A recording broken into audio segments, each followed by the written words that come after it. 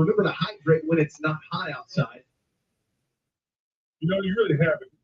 What to do with their trainers and their nutrition people that come in and help them. And right now in that locker room, they're eating and drinking right now, trying to get those calories back in them so they won't cramp in the second half. Because like you said, when it's cold, you don't think about drinking a lot of water. But you have to drink because you're burning those same calories you burned when it was 900 degrees in September.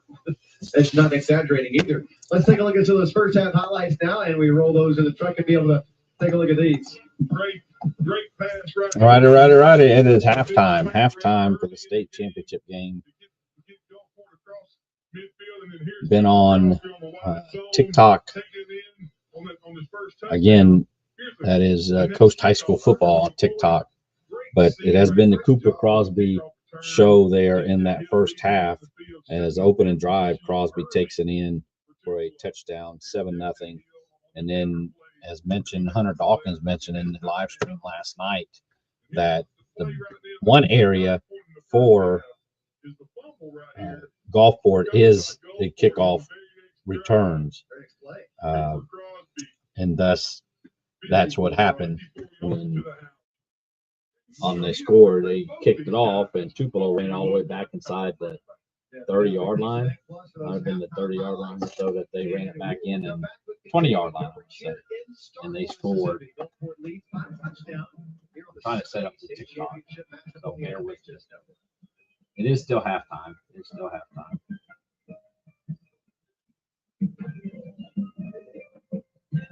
So Tupelo was able to get in to tie it up at 7 at 7 apiece. Assuming people can hear me on here, I'm pretty sure they can. I need to post the halftime score. Trying to do a little bit of everything, as I do everyone. It's me, myself, and I. But Cooper Crosby took it. I believe it was 54 yards, something to that effect, to make it 14-7, and that's where we stand at. 14-7. Gulfport leads. Tupelo will get the ball to start the second half, and it's going good right now for obviously for Gulfport being on the high side of the score. Again, if you want to watch it on TikTok at Gulf Coast Coast High School football, I'm trying to get that set up for them that are on there. Again, I cannot necessarily live stream it. I cannot live stream it on Facebook. I don't want to take that chance. Preparing to be leaders in cybersecurity, So, interior design. it's on Bounce TV. One visit is all it takes. Come for a day and you'll be a bulldog for life. For those who 13.6, I want to say it is. Change the world. 13.6 on Bounce TV. You have any comments, questions? This high school gym used to be bad. It's going good right now for Gulfport. Crosby's doing what Crosby does. Because bad behavior by fans, especially adults, has caused a shortage. I'm going to go live now on TikTok. We can't have sports. Don't let this become reality. I'm going to share It's time for a the stream change. on Let's bench bad Facebook. behavior for good. For those who can hear me on TikTok, I'm on Facebook Live. And this is the angle that you will have to deal with. So it's still halftime. Hopefully you guys can hear it.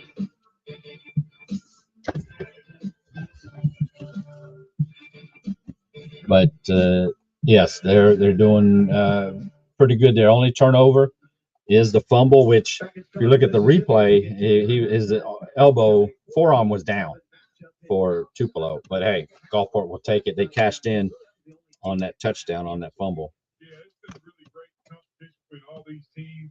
And that's what you want when you get a state championship, what you expect, because all these teams are really, really good to get here. Well, they always say that. So I may stay live here on Facebook for those who want to comment and ask questions. And you can see whatnot early on, but now you take a look at them through 2 quarters of 237 total yards to 128, 86 for Gulfport, 43 rushing yards, 85, 151. I'll write this down quickly. Third down, 2 for 7. Red zone, 1 for 1. Both teams 1 for 1 in the red zone. 1 for 5 for Tupelo. means you're doing a great job. So I'll have to write that down real quick. Other thing I'm a that stat stands out man, to so I me like so. Again, is the 128 rushing yards right there total by yards for Tupelo to Most of that by 237 of J.J. Gulfport. Hill, Passing a little yards bit by 86 Buffalo and for Williams. Gulfport, So I know 43 Coach Harden is for looking at this Tupelo. going into the Rushing second yards half, trying to get some of that stuff 151 correct. for Yeah, Gulfport 61 of those 85 for yards. And Tupelo. so you head Third into the downs, second 1 for half, and 5 with the and ball to 2 for start the 7. second Neither half, team's not crucial. great on And I third know down it's not conversions. necessarily life or death to get a score on the first possession for Tupelo, but how And big would it be if they could tie the game? Well, I know Those Coach on Sherrill used to tell TikTok. us when we play on this very same field, the first 5 again, it's minutes going to of be out of third angle, quarter but I are the need to most be over. important 5 minutes of the game. If you can come out of the Next time halftime I and set can- the tone and go down and score and change momentum, it changes the game for you. Second half is moments away or getting closer. We'll just leave it at that here in Start Vegas, home of the Bulldogs, and this TikTok weekend home of the NFHS Read Network. your comments. Time to time. What's the score? Yes, as you see, it is 14-7. Gulfport. Tupelo will get the ball to start the second half. Again, it's been Cooper Crosby's show. He has 2 rushing touchdowns, over 100 yards rushing. One turnover for Tupelo. Gulfport has not turned the ball over yet. Again, on Bounce TV, or I have it live now on TikTok. I just shared the link on the Facebook page. It's Coast High School Football. We say it to celebrate, to congratulate, and to brag a little. And I look to probably stay on here. Saturdays under old oats and spring Friday nights under showers and fireworks. It's opportunity, growth, knowledge. It's For those who discovering want to, I your cannot dreams. necessarily again Place live where stream. always. I was trying to do it on my phone, the live stream, but I can't blow up the picture big on here. I don't think I can. Let me If see. high school Let me kids see. used to be Let me past see. those nights, not anymore. Away again. Do It's you at know it's why? at halftime. You know, Because I'm bad missing behavior by anything. fans, especially adults, has caused a shortage of game officials across the country. You see, without officials, we can't have sports. Don't let this become reality. It's time for a change. Let's bench bad behavior for good. Use QR code. TikTok. You gotta hold up for a second. I gotta scan something on my phone.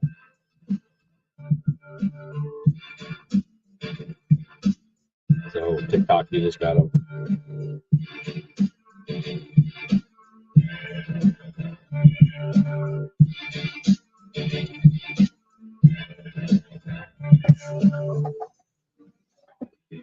Back in Starkville, Mississippi, home of the Mississippi State Bulldogs, and just a week ago, home of the Egg Bowl. But tonight, wrapping up our coverage of the Blue Cross and Blue Shield of Mississippi Gridiron Classics, and boy, every one of them has been a classic. You see those scores on the board. 1A went to Calhoun City, 14-8. And then West Point had a 12-0 lead to start that ball game before Brookhaven outscored 31-7 to run away and hide in that second half shocker. Columbia Kosciuszko, that was that thrill that went down to the last 15 seconds when Columbia finally scored the only score of the game. And then Warren Central also was in a battle with Hattiesburg early before they got a 2-score advantage, and then they started to Hold on a foul minute. forward last night and won that thriller in 90 points. And then today, this morning, got it started off of Noxubee County in their first state final. And Heidelberg denied a 2-peat back-to-back, if you will, to East Webster to wrap up our coverage. And now we're at halftime of game number 7 of 7 as a 14-7 lead is held by the Gulfport Admirals. You see, they haven't done anything.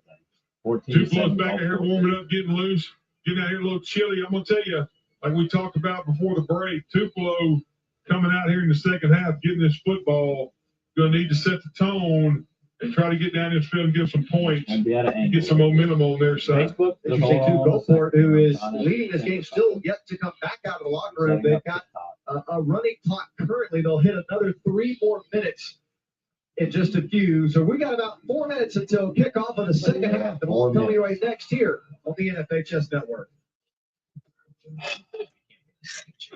Stop hesitating and start to learn by doing. Take control of your future. Whether you're a high school dropout or non-traditional student, the Mississippi Integrated Basic Education and Skills Training Program helps you compete for jobs, get hired, and stay employed. Get the skills you need to earn better pay in booming industries like healthcare, welding, culinary arts, manufacturing, and many more. Forge ahead with your dreams at no cost. Sign up for the MyVest program today. Stay. Hotty toddy is our cheer. But what does it mean? It's hey, nice to meet you. Or good to see you, old friend. Frustrated. We say it to celebrate, to congratulate, and yeah, to brag a little. Hotty toddy is your first day on campus. It's fall Saturdays under old oaks and spring Friday nights under showers and fireworks. It's opportunity, growth, knowledge. It's discovering who you're meant to be and a place that will always be home, no matter how far you go. Oh, Hotty toddy. I had it set up, then I had to try to do something. I had TikTok set up. This high school gym used to be packed most nights. Not anymore. Do you know why? Because bad behavior by fans, especially adults, has caused a shortage of game officials across the country. You see, without officials, we can't have sports. Don't let this become reality. It's time for a change. Let's bench bad behavior for good.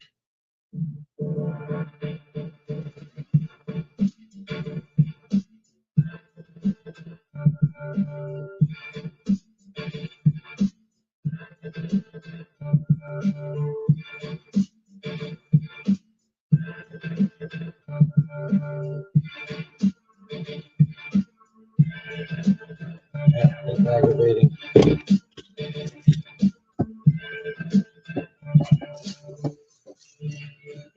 Back in Starkville, Mississippi. Before we start the second half, let's check back in with Vince, who's got Coach Hart. All right, Coach Hart, what do you have to do to get your offense kind of up and going this half? Finish drive. Again, not gonna be straight on finish shot. drives. Got a few adjustments right here. Gonna change some personnel up. Just same drives. Run out of gas right there. Just like I said, finish drive. Get this game 4-4. That's all we want. We're trying to have a chance here. Good luck the rest of the way, Coach. Thank you. Thank you so much, Coach Hart. Thank you, Spence. It is a first half of one touchdown separation, and this opening drive of quarter number 3 just could spell the difference. Not gonna be a Yeah, straight on good spell shot. difference. Get the momentum here. Coach talked about maybe changing some personnel groups, doing some things a little different offensively. Main thing is finishing blocks. I think Tupelo, Gulfport's done a little bit better job finishing blocks in the first half than Tupelo has. And we saw that early with some big plays by Gulfport defensive line. We'll set aside and with the opening kick of the second half next here How long in does it take to Starkville. put this thing? Just like I don't have nothing to prop it up with. So why was it so important for you to teach me hunting safety at such a young age? I don't know. Is that I love you. would that suffice TikTok? I'm Just trying to. like you left the door when you came out. Facebook. I'm here. Who's went?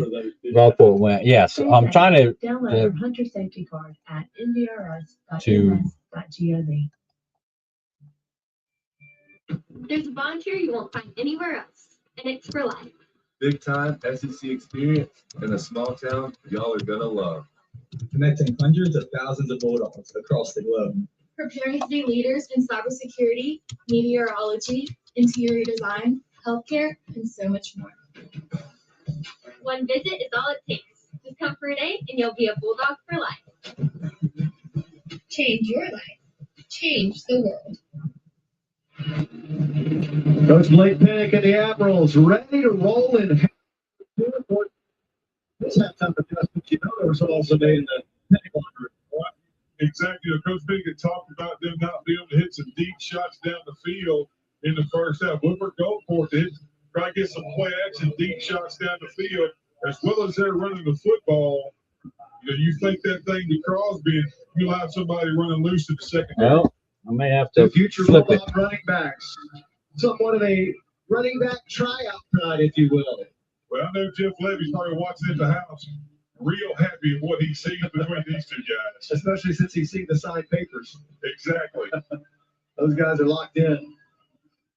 The Admirals will kick it away to the Tupelo Golden Wave as Tupelo comes in with a 13-1 record, as we alluded to earlier, and Gulfport 11-2. Just to recap, no championships yet for Gulfport. Only other appearance back in 1982. Meanwhile, for Tupelo, they're looking for their third title and looking for back-to-back championship. It's been a tough task this weekend trying to repeat. Second half is underway. It is almost 10 p.m. Oh, by the way, almost past my bedtime. Actually, it already is. As Tupelo has some good starting field position across the 35-yard line. Trying to see about Coach kick right there about sharing Gulfport. it. Usually those guys fair catch that, but they have plenty of time right there to return. So the Golden Wave will start. I imagine you'll see a steady dose of J.J. Hill here. I would imagine so too, Brian. Trying to get that run game going and establish a tone with some physicality up front coming out at halftime. I mean, I know they only had 21 yards to go in that first drive, but they were very physical on those first two carries. Exactly, they were. They have a lot of momentum there too. You know, a lot of emotion going on right there to start out with. That's a great kickoff return, setting up the short field now. It's going to be a wildcat formation, yeah. Or maybe the wild wave, if you will. And he'll keep it. He got tripped up by his own teammate. They were trying really hard It's to go delayed. with the option, and they got tripped up by each other. He and Tyler Bobo. So I don't know about that. Out of each other's way. This is kind of the offense I know. Tupelo had first of the season right here with J.J. Hill and Kyler Bobo in the backfield together. Trying to run the quarterback counter there, pulling the guard and the H-back from the left side. Got tripped up, like you said, by his own running back. 14-7 is the score. Because this is Tupelo, second and 10 now. that's it's on Down to the pistol formation. TikTok. Hill will give it to Bobo. Looking outside. Bobo has room to run it to The edge, both running backs are getting around the edge. I don't know. Can you? I don't know if you could. First time we've seen Bobo get loose tonight. But I'm going to tell you that, though. The harder on the defense, Because if I turn it, together because you're not really sure who's going to get the ball. They're both dynamic runners. That's both thunder and lightning almost. Without a doubt, right there. It puts a lot of stress on the defense. I know Have an empty backfield. TikTok y'all asking me to turn it sideways. I have it on. He'll send Bobo in motion. Hand it to him. Bobo tries the opposite edge. This time And not I turn as it sideways. result, but still gets about 3 yards. About 3.5, 4 on the speed sweep there. Looked like the same run earlier, except they ran out of empty and brought motion with it. I tell you what, that makes it scary as a defensive coordinator with Hill sitting back there quarterback and somebody like Bobo is the one he's faking to. And what do you feel like the vision he's got as a running back, but he's also as the quarterback, he's got just that kind of extra vision. And then, with all those ball fakes that are going on, it's going to open up some lane for him on the inside. Same formation as the last. Down and distance. Bobo. Oh, no, not Bobo motion this time.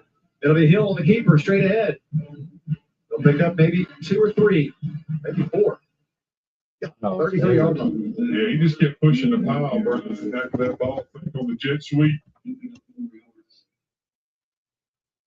And made it third and manageable. 3 right here, big down coming up for the Wave.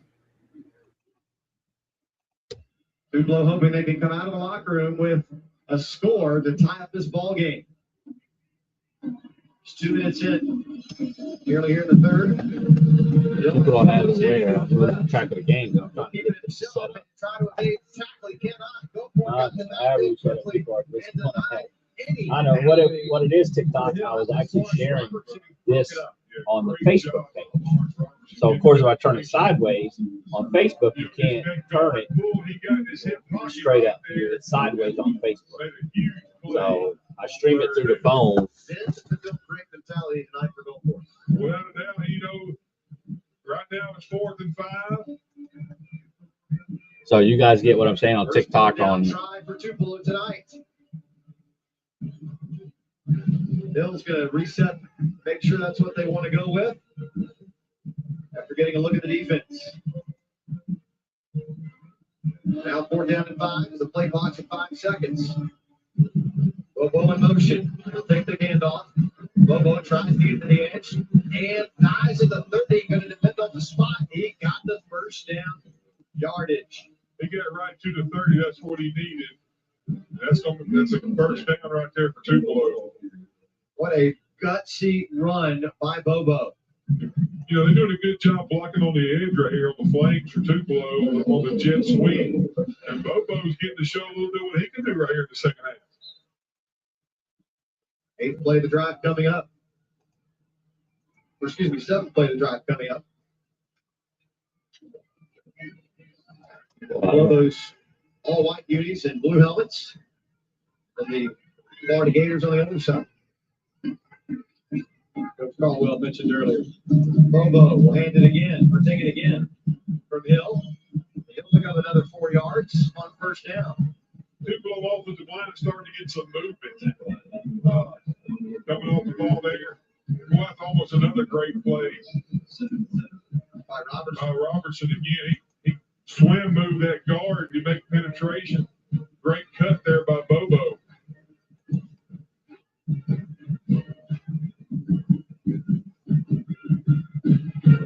First possession of the second half. Nearly 4 minutes gone by in it. Hill will keep it himself. Finds a massive hole to the left side. He's still on his feet. 10, 5, touchdown. There you go. Opening drive. Oh, there's a flag. Looks like it's going to be a hold. Oh, a hold. JJ's just getting the memo that that was probably coming back. Going to be disappointed here. Head on the gate, a 27-yard touchdown run.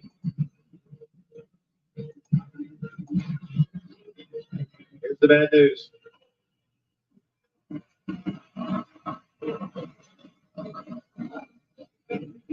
That'll make it second and 17. We're in the wide zone right there at the court. Yeah, left tackle. Yeah. Pulled him back into him Well, right how about there at the point of attack. If your arms are extended and you still have a hold of the jersey, you're going to usually get that. Especially when he's trying There to you get go. off of him, you pull him back into you right Can you, there. Well, he's trying to get his arms closer to himself. Facebook, can y'all hear? Well, especially right there at the point of attack. I have it muted. I got, Well, he's trying to get his arms back. so that's a double. Just trying to Sound. block you. So those Yeah, on that's an offensive lineman. TikTok, which I haven't read the Quite a comments, few times. Yeah, you know. it's on the Facebook page. This is what you're watching. Oh, yeah, Probably man. better view on the phone. Second and 17. JJ Hill. That wild wave formation. They'll keep it. Instead of giving it to Bobo and tries that same pathway up the middle. And TV is hard to break down. delayed. So pick up a good chunk of 5 or 6 yards and make a third down. About 11 yards to go coming up. Once again, ran the GH counter to the right. So Madison there Go should be for it. better. You know, gave up a few yards right there, but their front 6 or 7 does a really good job of filling those interior gaps. Third and 17, 6 or 7 is not too bad. Big Dick Strickland. Third and 17, 6 or 7 is not too bad.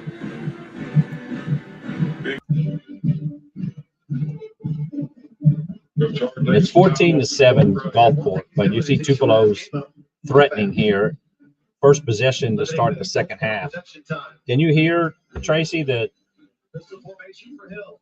They'll follow Bobo. Hill. the broadcast? If you're hearing it, it's the TV, and this is a slight delay. 4 yards to go. Makes it a lot more manageable on the wide zone. You can see the bottom; it just don't fit on the TV for some reason. But it's 14-7 Gulfport. This is the first possession of the second half. Pretty sure it's Tupelo received the ball, and this is their drive. They scored, but a play was called back on a penalty. So you see it's 4th down and 4. As soon as we say that, though, we're playing, and somebody down the seam will be wide open. So big stop here, obviously, to get a turnover on downs. They have a field goal kicker, I only assume. TikTok. I'm talking on Facebook. So,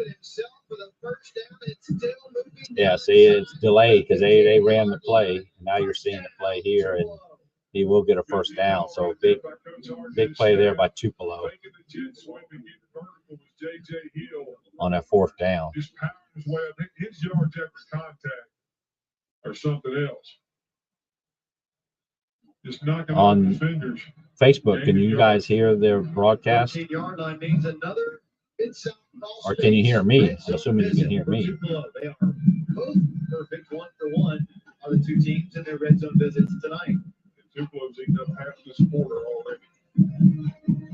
Bobo gets his chance. Stocking at the 10-yard line. They can't get a first down at I've the gone back 3. and forth. It's a lot better picture Obviously, than sound. touchdown. Yes, Also love seeing that yes, and on play Facebook. clock, or excuse me, game clock burning down. And TV That is was play it's a number delay. 12 of the Only drive about already. 4 or 5 seconds. delay because he's walking right now. And that bodes well. He's still walking. They haven't shown that picture here, and now they're showing it back at 29. So he takes about 30 seconds delay. The big guys on the front get tired at 12 So I plays. appreciate who that for your comment. Second and 7. Hill again, trying to fight his way through the line. Nope, nothing there. You can hear the commentary because I got it muted. 8-yard line. That'll bring up 3rd down. What you hear is from the TV. That's again, it's delayed. Stepping up big to make a play in the hole right there on Hill. Takes it back to the left. So again, opening drive to start the second half. They're wearing down Gulfport's defense. I mean, they just come out of halftime, so they're not necessarily, but they have them on their heels. They can get some kind of turnover. Again, they're a running team. Look for them to run it here on 2nd down. Tupelo convert here. There it is. So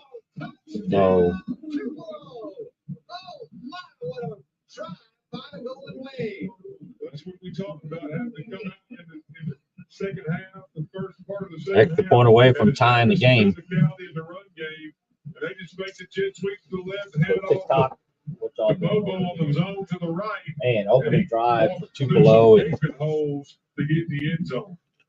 A 13 play. I mean, they're not going to have a running clock like Gulfport has had the 3 playoff games. We knew that. 7:26 off the clock.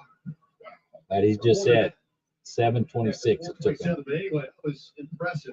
7:26 off the clock as the extra point is up and through, and we are tied. What a start to the second half. Exactly what the doctor ordered for the Tupelo Golden Wave. Got a new ball game, a clean slate now for the 7A title tussle here at Starkville.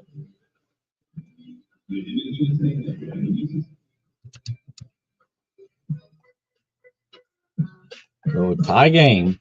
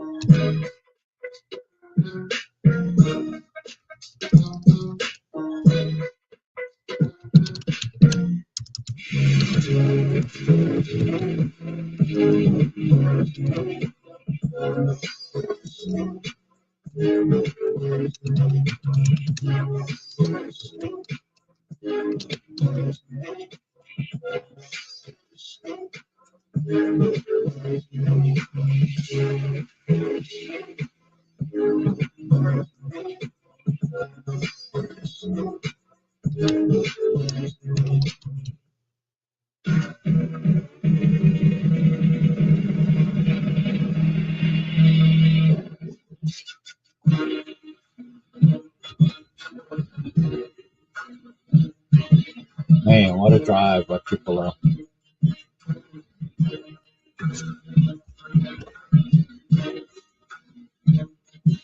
I miss updating X with the score and Facebook with the score.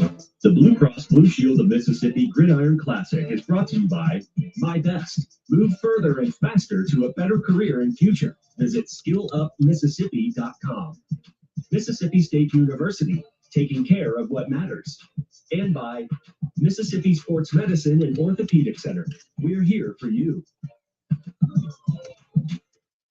Appreciate you guys joining. It took 42 years. You couldn't have drawn it up any Gulfport better to for get Coach here. Scott Hart and the Tupelo Golden Wave coming out of the locker room, methodically marching it down the field in 13 plays and 63 yards. Let's sit it down. They're at 13 plays. Hey guys, Coach Harden came out of the locker room in his halftime interview, talked about finishing drive. That is exactly what we just saw out of the new quarterback and running back duo for Tupelo and J.J. Hill. Exactly what he wanted to do is what they did. No question about it, Spence. That was as dominant a drive as we've seen by either team. Without a doubt. Knowing what the other team was going to do and not stopping it. So TikTok, what y'all doing over here? I ain't thinking about it. They come down the 11-yard line, and the Apples look at that far side return. Here comes the pursuit So on. Gulfport, getting the ball for the first time. come out and do what they do what they've been doing all season long. It's a tie game. They're getting the ball for the first time to start the second half. So as far as actual time, it's been a little bit since they've been out there. Don't worry, TikTok. Brendan Foster had a shot right there to get him early, but he made a great job getting around the edge. So Coach Pennock and company, and as you see here, Facebook, he'll come on. It just does that every day. I don't think Coach Pennock thought that they would get the ball to the 4:17 mark of the third quarter. So yeah, you see 12 minutes in the quarter. They're already 4 minutes and one. So this is their first drive of the second half for Gulfport. No turnovers thus far for Gulfport. 1 for Tupelo. Tied 14 each third quarter. They'll go to the air. And a good conversion of about 4 or 5 yards. Not there. The Hales and got a hell of a game off the process. I don't think he pulled his face mask. I'm assuming they didn't. There's no flag. Out route right there. You get a gain of 5 on first down. Second and 5 is always a good place to be. Lucas Hales, 6'1", 165-pound junior. You see there, had to come off for a play because his helmet came off. Parker Nettles. 6 foot, 209. Love to see those numbers as a quarterback. Always a little bit better when you have a Took Crosby over 100 yards in the first half. I don't know his exact stat. Crosby. They've been having success on that outside, but jerseys. Bring it down. nowhere to run that time on the outside. Nowhere to run on that edge. I mean, I won't say a big third down, but, to give it back to Tupelo after they just drove it down to tie the game, this is third down for Gulfport. Opening drive for them in the second half. Just a little less than the 12 yards a carry he had through his first 8 touches. Big third down opportunity for both sides. Neither have fared well. Combined 4 of 15 on third down conversion tonight, each with 2. Nettles fires wide open. That's a third down conversion. That's a big conversion. It's Crosby. Crosby tracked What a play for Crosby. You see, it leaked out. Nobody followed him out there. He's going to the 30, 20, 15-yard line. Exactly what Gulfport needed on a third down to sneak out. Somebody has to follow Crosby. Nobody did. A great play. Nettles to Crosby. That's the definition of what they talk about in the rules meeting. Yeah, that should have been a horse collar. He pulled him down behind in the back there. No flag, but here we go with Gulfport now in the red zone at the 15-yard line. Tie game at 14 each in the third quarter. And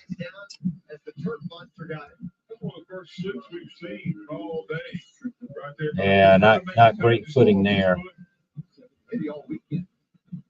Again, this is the 7th game being played on this grass with rain Thursday, Friday. Not really rain today, and the sun was out. Second opportunity here. Already 2 out of 2 in the red zone. The other score for Gulfport came from 54 yards out outside that red zone. Another throwback this time, and he's not going to have enough time. Quarterback sack in the backfield. Down he goes. That was Peyton rather, and McCoy. Tried to run that same play they ran in the first half. He had it open on the near side. Looked like Crosby was open there for a minute, but Wisely didn't try to force it. It's Nettles, but it certainly does back him up. But you see on this, well, you won't see it here on the left side where Crosby goes out to the left. That's where I thought he had an opening. So now it's 3rd and 20. They can get a first down. They have to get to the 5-yard line. They're in field goal range. Depends how much they get here. If they get at least half.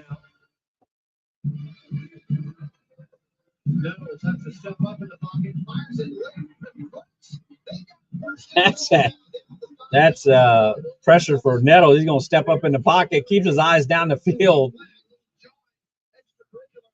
And nice dump off pass.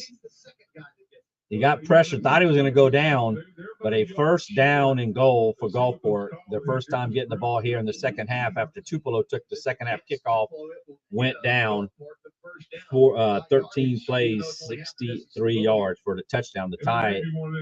And this is after. It looked like a post-play flag, so I don't know if you can hear it or not. It looks like, again, it's going to be after the fact of the play. or it's a first down conversion. And I didn't be unsportsmanlike. It might be offsetting. I didn't really see what happened after the play besides it getting up. After the play, we had fouls on both teams. Unsportsmanlike conduct. Number 2, the defense. Unsportsmanlike conduct. Number 14, the offense. The distance penalties offset. It's those players' first unsportsmanlike fouls of the game. And that's important to remember because if they get a second, then they are disqualified from the rest of the game. Check out this throw again by Parker. Sticks up in the pocket. Throws a dart right there to Hale. I mean, it puts him in 4th and short. It looks like they're bringing in the big. Is he going to tell? Is that what it is, Christian? That's where he was assistant coach. Tupelo responds with deep on the line. It's going to be potentially a brotherly shove type play, you think? So now that they didn't get the first down. 4th down and 1. Okay. Crosby and the Wildcat.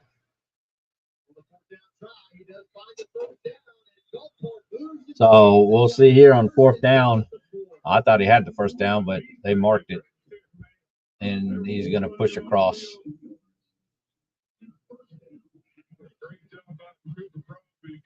Putting his head down and get the first down. Looks like they're going to stay in his personnel group right here. How many actual skilled players are out there other than Crosby? He would be the one. Well, again, their first drive. Crosby sending him to play. You block for me, we'll get in the end zone here. A heavy dose to the left side. They'll run it back inside the right. Nothing there. Man, got that big man in the backfield. And just nowhere to go. Great defense right there. Yep, he did good. I got on number 11 for Tupelo to come around that edge. Yes, Christopher. Both of the running backs there. For Tupelo, of course, he's a more powerful runner, and you see that's good. They're going to let the clock run out. So I'll be back. I'll keep it here. Final quarter of our continuing coverage of the Blue Cross and Blue Shield of Mississippi Gridiron Classic presented by Bank Plus. Quarter 4 is next.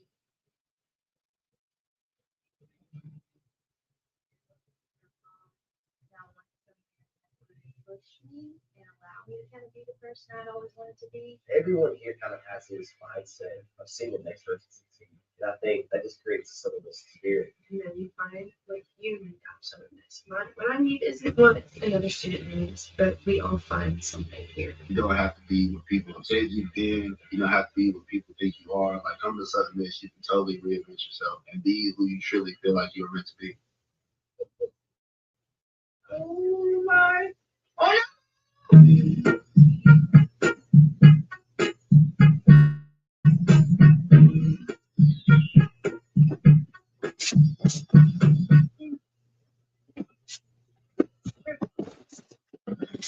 All right, TikTok. I haven't been paying attention. I've been on Facebook. But you guys, I'm watching what you guys are seeing on Facebook. So, 4th quarter, hold your fingers up. 4 fingers up.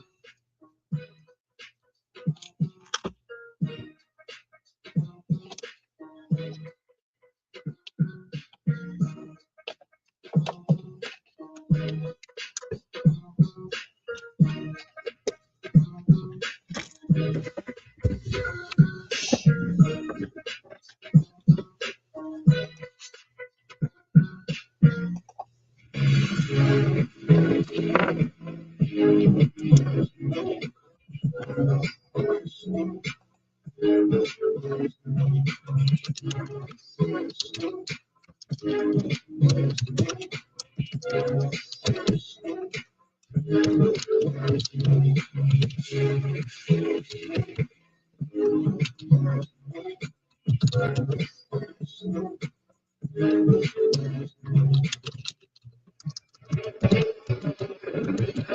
the crowd is electric here inside Davis Wade Stadium as we prepare you for the final 12 minutes of football of our entire weekend of coverage. It'll begin with Gulfport, second and goal at the 4-yard line, trying to punch it in and reclaim the lead. Cooper Crosby fighting for the end zone, will not get there this time. Third down and goal right at the 4. I don't think he gained a yard on that one, Brian. Man. Tupelo defense standing tall inside the 5-yard line. Great play right there. I like him getting on the edge. He is a lot more going on the edge of it. Right here with the drive Tupelo just had. This is 4-down territory, right? You would think, but I'm sure they got field goal kicking, but I mean, I don't know, is it? You worried because you didn't stop them real well on the last drive. You may need 7 instead of 3. And Coach Penny gets a timeout right before the snap. Didn't like what he saw, so he will want to talk about it. And of course, we'll let it because, you know, he called the timeout and everything. That's right. I think that's her first. I'm not sure. TikTok, how you doing? Third down, you're in the red zone. It's a tight ball game. You don't know if you're going to get down here again. Did you see that right there? He saw himself over the big screen and realized that his face and his mouth were being seen, and he put his play card up in front of his mouth so no one could read his lips when he was trying to tell his guy. That's acknowledgement of your surroundings. That's pretty good. That's the old NFL and college move. Those guys are used to being on TV so much that they do that instinctively. You know, these guys, both these teams have great live streaming guys, but they're not getting. That's what I'm getting that close up on them at home. That was fantastic. Glad we saw that. And speaking of that, executive producer Mark King and then Kim Gino along with. So I don't know if it's 4-down territory or not. They don't get it here. They have a field goal kicker. Obviously, they can make it to take the lead. But if you don't get it, then Tupelo would have to drive from right there inside the 5-yard line, 95 yards. And they just went 63 yards on the opening drive. This is their first only possession of the second half. One team, Tupelo had it one possession, Gulfport had it one possession. This is their possession. Third quarter's gone. 12 minutes left in the season.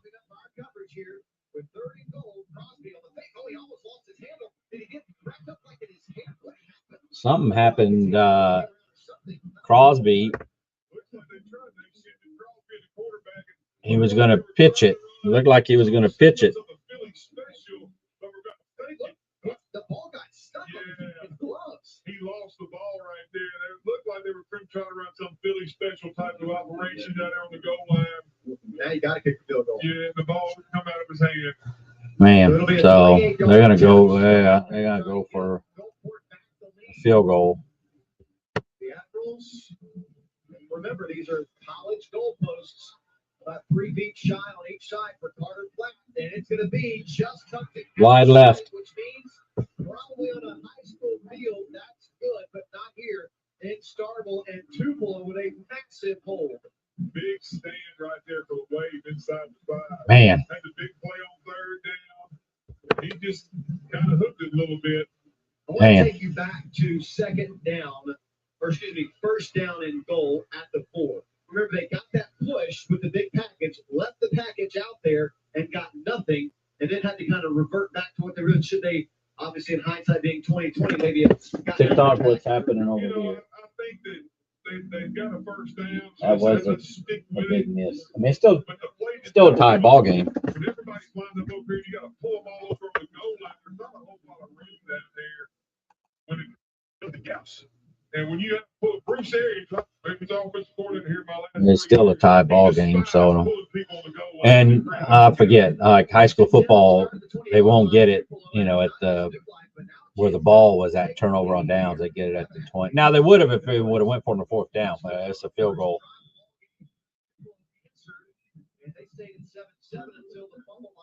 So again, 1 turnover in the game, and that is by Tupelo. So we need another turnover here. And that was a fumble by Tupelo, that the turnover, which really on replay looked like he was down, but nonetheless.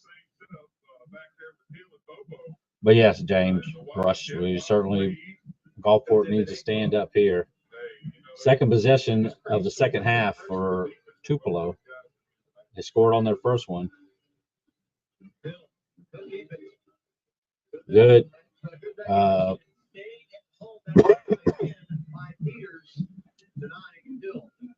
Yes, sir. Number 22, Andre Peters, the third right there. Yeah, Andre Peters. Looks like an inside linebacker. 22. Yeah, earlier in the game, they were letting them get around. They faked the handoff because they're keyed on the running back. And Tupelo is a running team. But it really does limit what Gulfport's worried about defending in this formation. An empty backfield for Hill. Bobo in motion. Bill will take the snap, try to follow the block outside, does get to the edge, and is able to break it for the first down. What a job of field vision by J.J. Hill. Also a great job sitting the edge. Man, thought he had him short of the first down, but a great run around there. With J.J. Hill. So last week they ran the ball 56 times, Tupelo. Gulfport has had Picayune in that first game run it 59 times and then 38 times by D'Iberville. So they're used to running teams. That is Gulfport. Fourth quarter, it's a tie ball game. Gulfport just missed a field goal. Yep, that is McCoy. No, that is. I want to say it was a 24-yard field goal.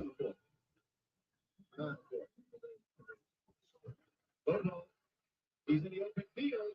He can turn on some other jets, and he's almost to the 20-yard line. They got to contain that edge.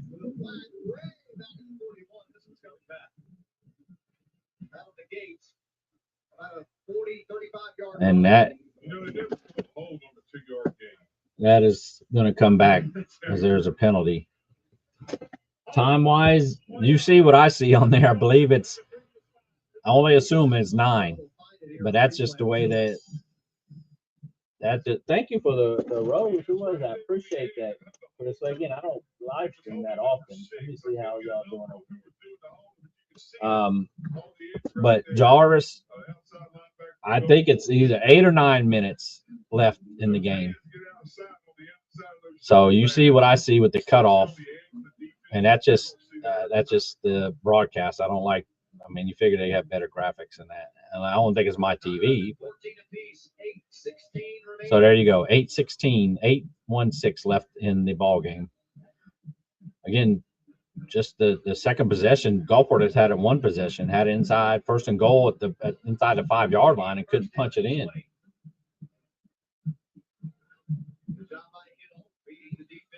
So the Gulfport defense is going to have to stand up here. Stay in your gaps.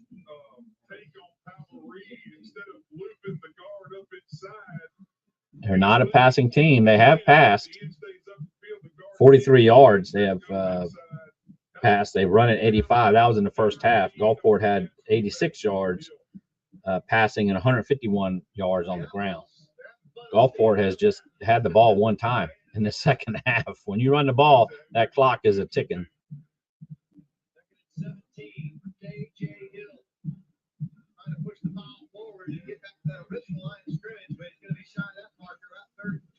Four down linemen, you see 4-3 defense. So good gap coverage there to stop him. It's third down. Third down.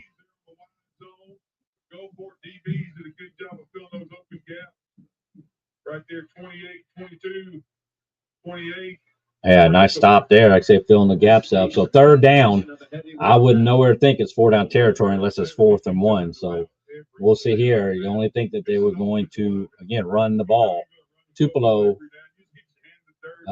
for TikTok, Tupelo in white, Gulfport in blue, 14 tied.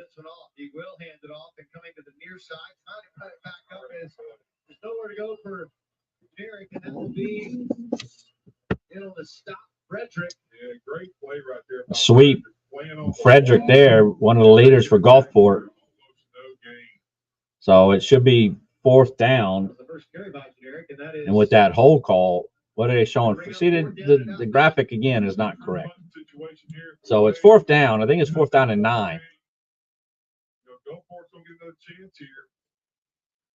6:05. We're halfway through this fourth quarter. Man, it's going by quick. 6 minutes. 6 minutes left to go in the ball game. Gulfport will get it for its second time in this second half. Tupelo just had it for their second time. When a team runs like that,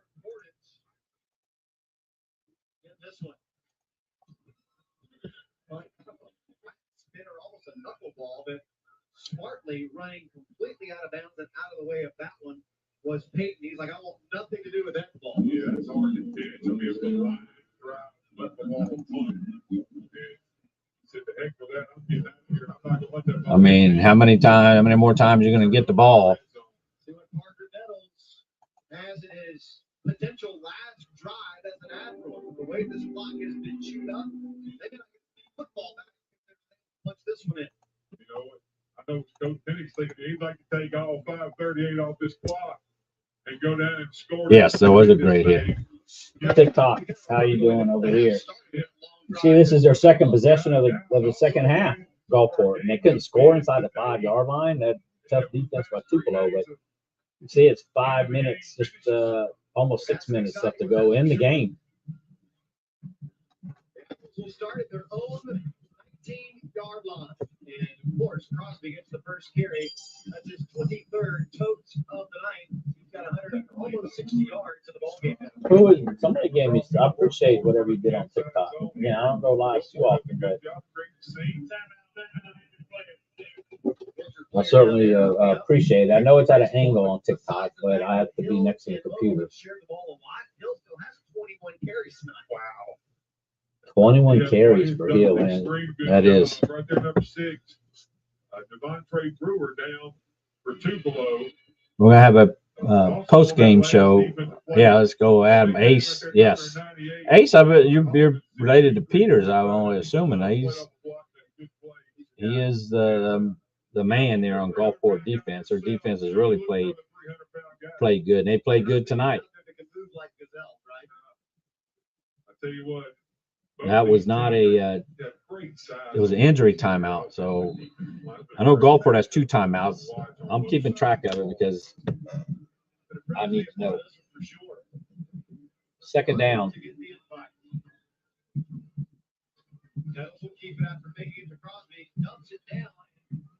Wow. But what a catch. Yeah, 40 and 20. Yeah, it's a tight end and linebacker.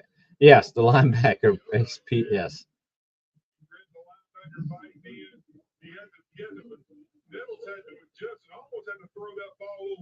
And Nettles is just having, again, it's part of the 601 Elite Quarterback Club.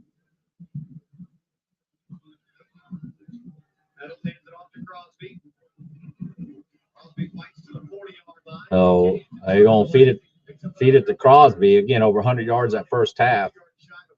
Just chugging his legs. Again, those that don't know, he did sign with Mississippi State this week. That's where he'll be playing, right there on that field, as the games are at Mississippi State. And of course, the other Hill from Tupelo signed with Mississippi State. So both of those, and they're going to play with each other next Saturday in the Mississippi-Alabama game at USM. Oh, across the country. Yes, that was a great throw, Dodge. I didn't think he was going to get it there. But, yeah, certainly glad I'm able to do it to live stream through TikTok onto here. So it's going to be 3rd down and 1.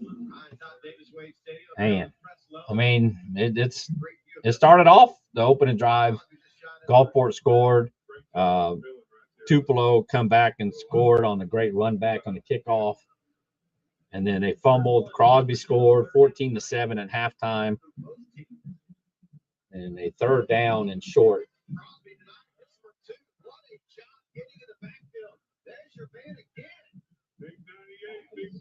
Wow. Wow. You got to punt. I would say it's a tough choice for Coach Pennock. I mean, you can't, if you don't get it there, they obviously on the plus side of 50. But what great penetration there. Big man 98. And it appears they will go for it on 4th down. You see about 3 yards, 4th and 3. And both of them are 2 for 2 on 4th downs there tonight. And you watch that left tackle moved. So you would think now they would punt the ball. They got to punt the ball. And need them to run the read option right now. They're not worried about. Yeah, they're not worried about Parker. They're honing in. So again, Coach Pennock, say run what you normally run. Don't try to outthink it. But again, it's good. I mean, good, not good. They didn't get the 1st down, but they need to. They'll punt it away.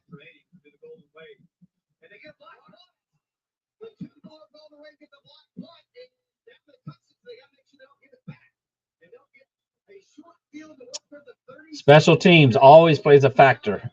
They missed a field goal, Gulfport to take a lead, and now the block punt by Tupelo. How you doing, TikTok? Yeah, you saw that block punt.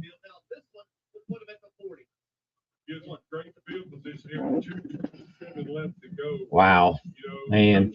So every game, special teams plays a factor.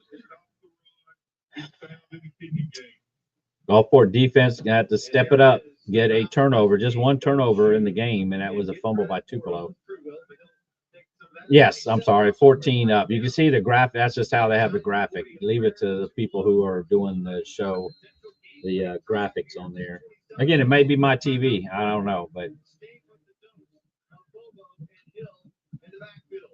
they're going to run the ball. I don't know what the range is. Might have to go look and see what the range is of the kicker. I'm going to go look and see if they have.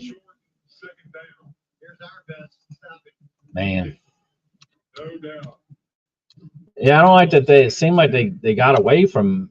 They only had it 2 possessions, so I can't say much. They did run Crosby. Come on, Gulfport, force a turnover. I'm trying to. I'm looking up to see if they have the stats loaded.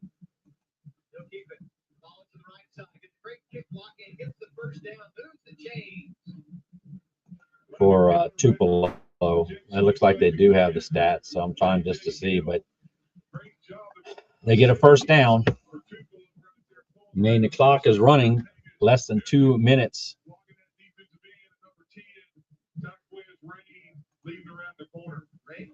Kind of got blocked into it a little bit. We'll see if that last hit affects him at all. Looks like he'll kind of grab his chest and touch after that last big. Well, I don't see strip it or something.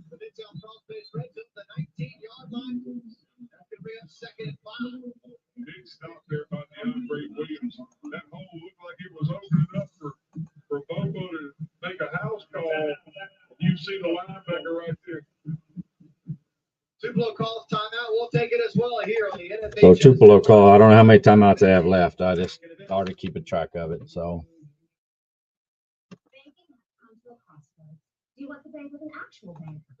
So I don't know. Let me see. Punts, kickoff. Where they don't have stats for how long the kicker, what his distance is. I know we can easily second guess them, as far as if they should have kept throwing the ball, but Cooper kept running. Again, over 100 yards the first half. But you make adjustments, and Tupelo's made adjustments. Empowering your health journey with access to healthcare right here at home. So, and he was getting more on the edge, and then again, 1st down and goal at the inside the 5-yard line, and you don't get in. That, I mean, some of that credit goes to Tupelo, but Gulfport needed to get that in. Then they missed a field goal. And then now Tupelo has the ball. This is the drive. Well, no, they did stop them. Then Gulfport had the ball back, and then they couldn't do much. The support that's made Farm Bureau Insurance a trusted name for over 70 years. So they called a timeout. Under 2 minutes left to go. TikTok, Tupelo kicker is 64 yards. Man, so I was trying to turn comments. Well, no, if you want the comments off, then hold it down and put clear display on there for TikTok. I need to see the comments, but you can clear the comments. Don't worry about it. TV does it every game, the broadcast. So I don't know what the deal is, what happened to the broadcast, but it does it every game, and you already seen it did it earlier. So come on. But if you want the comments gone on TikTok, just hold the screen down and it says clear display. But I did read where it said 64 yards. So they're obviously, if that's accurate, then I don't know.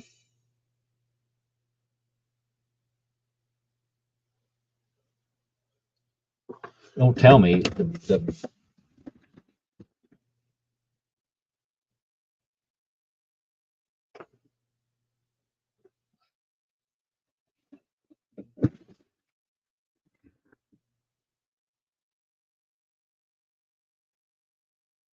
see 13.6. So this is the longest that it's been off at a time. That's not a good time to be off. That's why I changed it to see if the other channel was working. The other channel is working. If somebody pulled a plug with less than 2 minutes to go in a game and Tupelo's there, oh my goodness. That's crazy. That's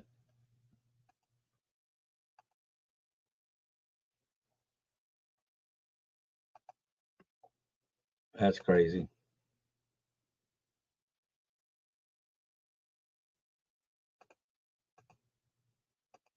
I have no idea.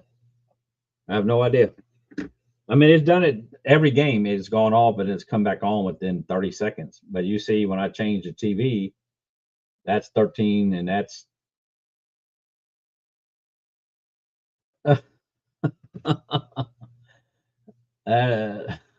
yeah, that's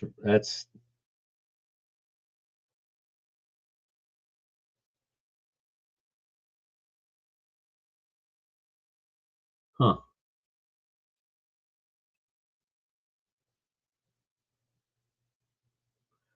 No, it's still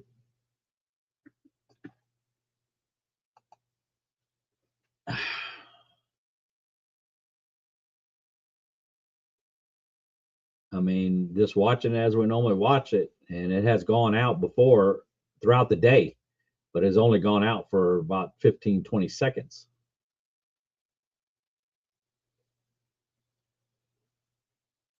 So I have no idea. Yeah, they're packing up early. Oh, here's. Do you guys hear me? Yeah. Yeah. So the MHSAA only buys enough satellite time through 10:30. They did not buy enough satellite time through this. So I mean, if you guys want to see our program monitors right now, yeah, we need to see something. Well, no. Like we don't know. We don't. It's black. It's on our end too. All of our monitors in here are completely dark. Yeah. So we're as much in the dark as you guys because the MHSAA did not buy enough time. I think this has happened like 3 years now. Yeah. In a row. Yeah, it's about 3 years in a row, I guess. So this has happened. I wonder if somebody's live there. That's correct. I mean, that makes. I mean, it's 10:30. It went off exactly at 10:30 on the dot. Yeah. Maybe they shouldn't have started their game an hour late. Yeah. I don't know. Oh my goodness. Yeah, I'm as much in the dark as you guys are. I just hopped off. Yeah. Yeah. So well, let me try to see. Let me try. We do have cameras there. Let me see if I can get. Oh well, this guy. Why is this? Oh, he's streaming on. Oh, there, I got it. I had somebody, they're doing it from NFH. There's will burn one of their 2 remaining timeouts, trying to Let me preserve see what's something. left of this clock in case they get scored on. You know, and also going to set the defense here. Give the defense time to settle down a minute. You know, you got 3 more downs to stop them right here. Of course, you know, 29 seconds left. Tupelo still has 2 timeouts to burn. Great job right there by pressing the defense. Oh, so you can see it now on this. Crazy part of this ball I can game. see it now. First half stats, it was 237 to 128. Gulfport, remember, over Tupelo. The second half, Now it's you can see- 135. So that's straight through. 7 yards of offense. Wow, Tupelo, exactly what Coach Harden said coming out after half. Oh, it's third. His demeanor 31 seconds of his is it? team, and he changed it with a personnel change. He did. You know, and those he got behind those big offensive linemen. I'm sure they got challenged at halftime. Here's the other crazy number. Total plays, Tupelo 23 in the first half, 25 in the second half. For Gulfport, 31 plays in the first half, 15 in the second half. Cut their chances in half. Once it hit 10:30, that's why the screen Got went him black. off the field. Yes. So what is it? Hill, Second and third. 3 yards away from a go-ahead score. J.J. Hill is going There it to is. end zone again. So Down Tupelo. They take a late lead in the 7A state championship game. I'm on But you can talk, man. man. Right You now, know. talking to them about it. JJ Hill just Yeah, takes the the, snap all right the calls there, and emails. hits off the left They side, stop. front of the zone, Okay, play I to just the got one. left, and just powers his way into the end zone. Got hit a Well, I couple know they times have. between the 4 Well, I and the don't. end zone. I know they had Just one powers his way time, through 2 there. timeouts, but losing that His time. wheel I don't was know just if they bigger used- at that point. The only hits that are going to take him down are those around his legs, and that was not. He was not going to be denied on that one. Definitely was not. Now the extra point from Daldrill, it will be from the normal PAT spot of 20 yards away. Snap, kick. Oh, and he hooked it left. Missed it. So this is interesting. If Gulfport can sneak one down the field quickly, an extra point could win the game. And guess what comes back into play again? Special team. You know, Gulfport has explosive receivers on the outside. They can get this ball down the field. They got 1 timeout, 27 seconds left. You know, the big thing here is the kickoff. You know, Tupelo hadn't really been kicking the ball deep a whole lot right here. Let's see how Coach Harden takes this kickoff. Does he want to pooch it again? Does he want to squib it? Does he want to kick it deep? You know, a lot of coaches choose to squib it right here because it makes them field it and takes some time off the clock. JJ, 26 carries, 133 yards, and 2 touchdowns. None bigger than that last one, giving his squad the lead late. Their first lead of the night, we might add, here in the final frame. Well, only lead that matters is when that clock says 0. On Facebook. And they fought and scrapped this second half. Really, the adjustments that Tupelo made at halftime is the difference in this ball game. Yep. Just ask Columbia how important the lead is with 15 seconds left. No doubt. All right, so you got to kick it deep here, you think. I mean, you don't want to give many short field to work with here. No. But I would expect maybe a hard squib. It looks like he's lined up to pooch it to the Tupelo sideline.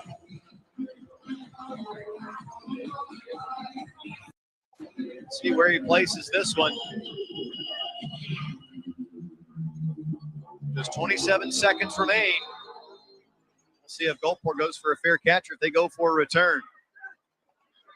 Foot to leather, and this one is all the way back to the 13-yard line. They will go for the return. It'll go for about 10 yards or so, and Gulfport has 20 seconds to go the distance of the field. It'll be about 72 yards away from tying the game. I'm sure Tupelo will probably play some deep safety defense here, maybe a 3-high safety look, prevent type of defense. Gulfport, you know, Coach Pennick, known for his offense, got to dial up some pass plays here to get down the field in a hurry. Nettles' longest touchdown pass of the year, 70 yards. See, and guess who it was to? Crosby. Let's see who he finds here. Nettles fires it right over the middle. The defender goes down, and here comes a late Yep, flag. that's a penalty. Absolutely a Six flag there. seconds off. They're only going to get 15 yards out of this, but the clock does remain stopped at 14. That'll move the ball forward. You know, they were pressing up top on Hales with no safety help. And I'm sure Coach Pinnigan and his up staff sitting up here with us saw that look and probably may go back to Hales. Oh, that'll move to the 43. 15-yard penalty from the previous spot results in a first down. Hey, Matt, you can hear me, right? Yeah, I can hear you. Is it statewide that it went off? they only said 10. Yeah, Holding, I'm yep, sorry. statewide. Oh, my God. So the They got 38 the yard Miami line. game, like, you just quit it. So Alabama, Looks like Louisiana, Tupolo's going with the Mississippi, 4-man all rush three this time regions instead of the that had this 3-man game rush. all lost at 10:30. So they didn't pay. 10. The rush 3. Admirals looking for a Yeah, deep one out time and out. going to the sidelines using Even- that He caught it. boundary as Nice catch there. awesome job there by Stubbs to get out of bounds, stop the clock. That took 5 seconds. They Man, can do that again. They nice got play. about 2 more plays to give Nettles You're a gonna good get, shot. they're gonna get the a end shot zone. at it. You know, they're gonna Right get a now, shot you're here. probably looking at throwing Nettles it has Yeah. the arm to get it there. So you never know. 55, 56 yards Yeah. to get it to He the end throw zone. it You'd in like the to get middle, a he little got one closer. timeout. They do have a Yeah, timeout. you They left have one to play. timeout. Yeah. They could go in the field, but it's going to take something quick and get down quick. This one does go towards the boundary again and out of bounds with 2 seconds left as the clock stops. Another good quick pass We're to in the that timeout out now anyway. route, Talk it over. and Hales hauls it in. Yeah. You got last play of the game coming up here. So Nettles and the Admirals have quickly spun it down the field and are within striking distance. This will be the last play of the 7A state title and our championship weekend of coverage. Tupelo's got 3 defenders at the goal line, and they're Timeout. going to Oh, call man, a it's back timeout. up. Yep, Tupelo's going to burn their final timeout as Matt What Caldwell is said that? you can't take it with you, That is so back they're going on. to go ahead and burn that one. The student sections are starting to scored. gather They near scored. the rails to cheer their teams on. They've all moved down They towards scored? their respective ends. There they come. What'd you Oh, say? hold on. We want to Well, you know- see it. Yes, they scored. Probably some Hail Mary I or want to maybe see it. 3 receivers They to one scored. side, hoping you get some single coverage away. Yeah, our Oh, group chat's going crazy right now. I'm sure people in the chat are watching this somewhere else. Probably You looking can for see Hale. it. I Trying haven't to take a seen it guess. yet. Yeah, they He's been the big scored. play I'm just guy waiting all to night see how long they for them in the score. passing game. It's Also, 20-20. Crosby. You know, you definitely want to get Going Crosby for an involved extra here, point line to him up win a the game. receiver. Oh my Get God. down the field because he can make a But I play wanna for see you how with they his hands score. too. That's how far No delayed quitting it is. this He's team. lining up No now quitting because this Flat team. routes, I mean, you get that open, he can make some people miss, Yep. but 2 seconds, there's only time Yeah. for one more he's play. lining up now to kick the extra point. Pinnock Wow. Wow. It's good. and the Admirals That's it. It's good. looking for their first ever Good state for title. They've had them. no problem Incredible. running through the postseason Incredible. until tonight. I know people are going to watch it Averaging right a here. 43-8 differential. Here is a I gotta see 2-second how they last score, play though. for I was Nettles there what I'm and the looking at. Admirals. They send 3 But it's to a- rush. Nettles will send it to the end zone. Up for grabs. It's batted around and my end zone over Hail Mary is a score. Are you kidding me? Yep. There it is. Oh my God. That's Tipped away from a state They title. got to show We're him. tied at 20. historic. Historic. Oh my goodness! What a Yeah, and then they come back on and they show him lining up for a kick. They talk about batting the ball I down. mean, No one and I did. didn't want to It switch stayed it up in over. the air long enough for Stubbs to come away with the Incredible. I gotta Incredible. see it in- shock and awe. Shock on one, all on the other side of the field, and a timeout for the Now extra they point. call attempt bait. coming up. timeout. Hey, go. Well, now kick you're talking the about field goal. operation. Talk about Wait, snap, wait, hold, kick wait. right here. Play. You know, Coach Henderson took a deep breath, everybody. I will tell you, That is the the most 2 blatant times petty I've thing been I've ever seen. blessed to win this game Yeah. Unbelievable. We won a kick. Unbelievable. with no time left. How about this So- right here, too? Remember last week, the only reason that Tupelo is Good for here them. is because of the missed extra point by Oxford last week. That's correct. And now it could be the reverse. They Incredible. would lose the Incredible. state title because of the missed kick on their end. You know, right? Just make sure your protection is sound. You know, key here is your long snapper. You know, you think about the kicker all the time, Oh, but the long snapper and the holder right here. let me switch. Hail Mary. I thought that was a different game. Well, meanwhile, on AB. Caleb McDonald has it on his foot here to potentially win a state championship for the Gulfport Admirals. To potentially win a state championship for the Gulfport Admirals. I know. What is great is when it matters, you deliver the most, and our players, everybody knows nobody else. It's going to be a free game. Everything really behind Marvin Evans. He's the engine man, and Cooper Crosby, unbelievable. Our defense stopping that kind of deal right there. Just an unbelievable game. Go enjoy. Unbelievable. Wow, what a job by Coach Wolfgang. They Man. had only been to the state championship Wow. one other time. That's chills. Unbelievable. That's- Good for them. Man. Good for them. Only, Yeah. of course, they're going to show it again, but I didn't see. That's That's crazy. They got to. Of course, they're going to show it again, but I didn't see a replay of it. That's Here it is. crazy. Here it man. is. It's coming up right here, Matt. I'm watching it right now at our.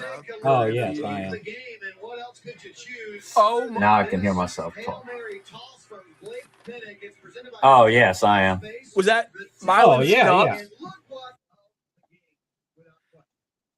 He went and got that ball. Aggressive Yeah, play. I thought it may be close, but it wasn't really that close. He got it. I mean, he. No, he went Right out, but there. if you watch it from the backside angle or the front side angle, excuse me, he goes out and gets that football. I mean, that is completely him who made that play.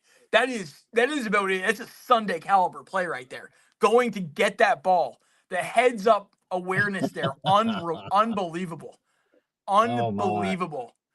That's crazy. And the way it ended, that's crazy. Yeah. Yeah. And you know what? Good for the kicker too. Yes. Get up there and you have the guts to go and kick that again. You missed a short field goal on narrower field goal legs there, and you go and you're able to kick the extra point and win the state title. Good for him. Man, that is.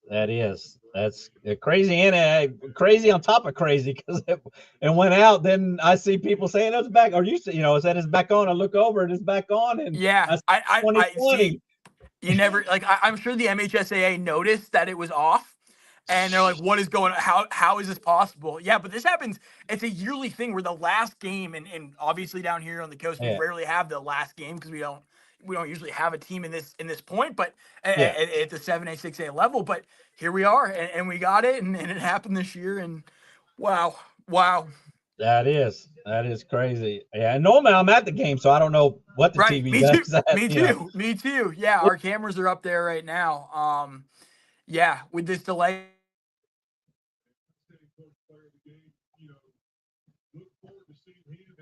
Oh, I'm losing you.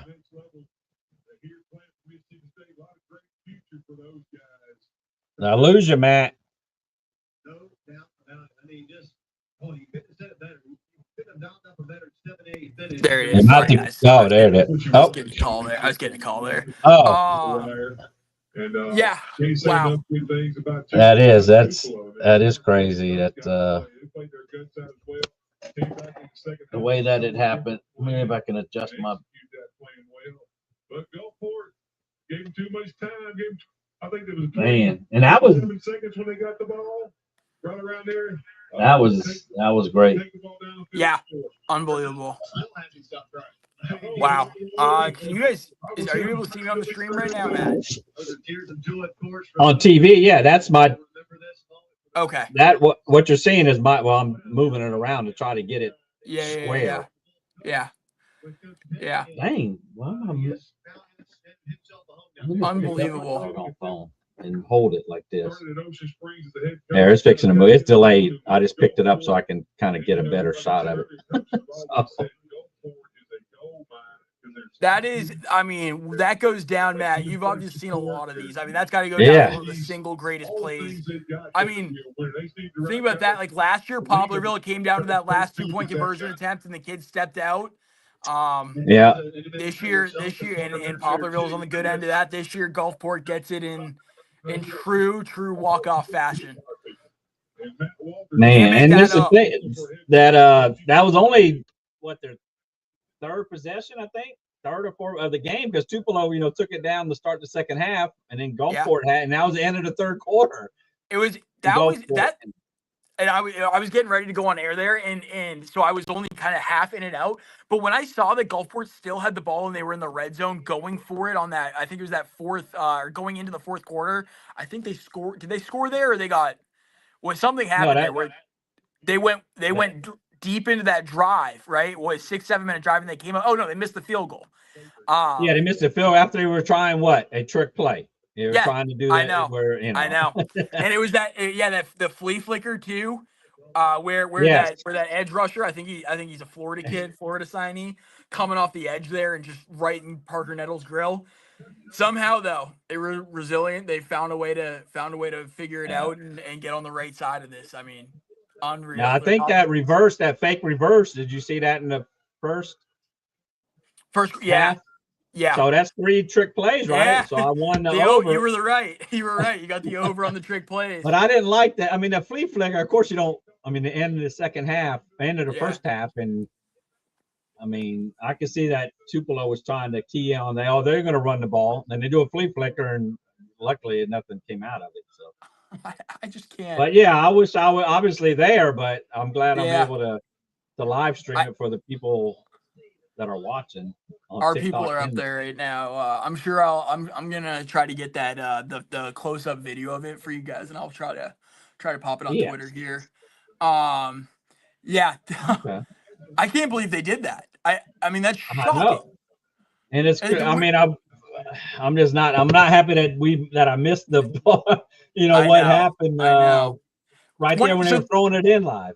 So they got the ball back with 27 seconds left. Is that correct? Or 31? Yeah. Man, I want to say 20. I want to say 27. It was either 27 or 31 seconds when they got the ball. I think they scored with 31 seconds left. I think after the kickoff return, they downed the ball with 27 seconds left. So at that point, yeah, there it is. Lifting the gold ball right there. At that point, there was 27 seconds. You're on your own 30, and you march down the field and you win the football game. At a high school level, that's borderline impossible to do, and they figured it out. And they deserve to win the state title. If you can do that with 27 seconds and march down the field and win a football game, you deserve to be the state champion. Yeah, and of course Tupelo saying just hit it down, as they say, knock it down. But I know. And the most ironic thing, Matt, about all of this, 2 of their defensive backs will be playing in the SEC next year. Man. Yeah. I've been told that I have to find the radio call of that of the play. Well, Hunter Dock, I mean, I don't know. Of course, he's on the radio. 96.7. He's on the radio right now. But yeah, I don't know if you want. I don't know who called that play. If you want some. Was it Jason on the call there?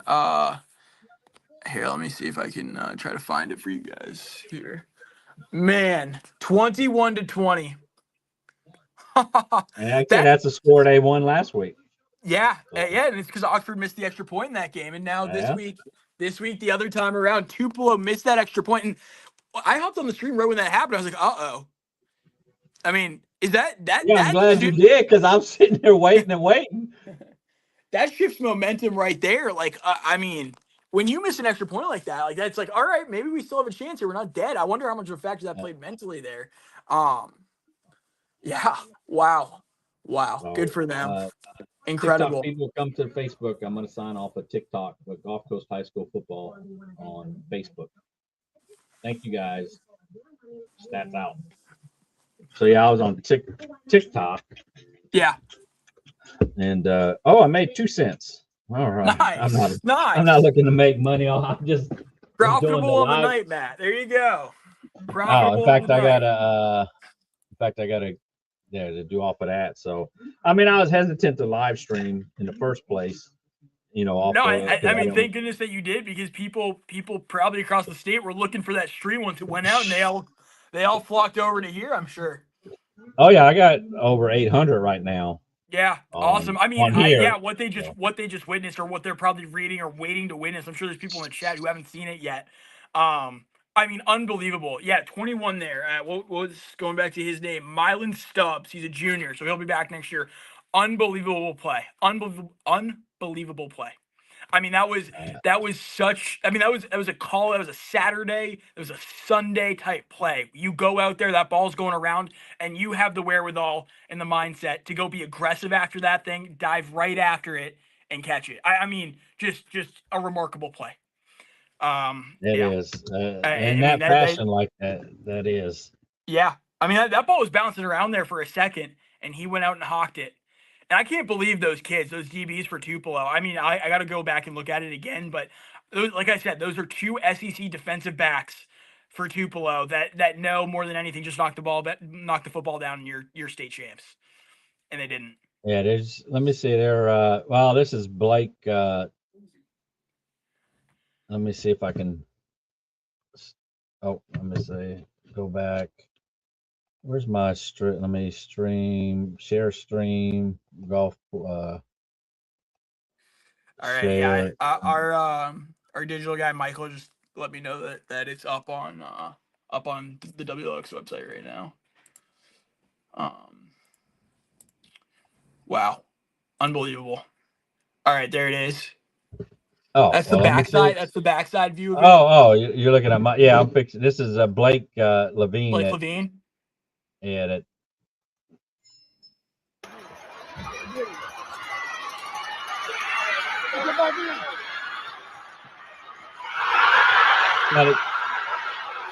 He was trying to, and you heard that guy talking right beforehand. I can somewhat hear him saying, "Knock the ball down." Yeah. But he tried to go up. That guy tried to high point in the white Tupelo. If you hear the crowd noise or something, I mean, look at the Tupelo players. They're looking like, he tried to intercept the ball.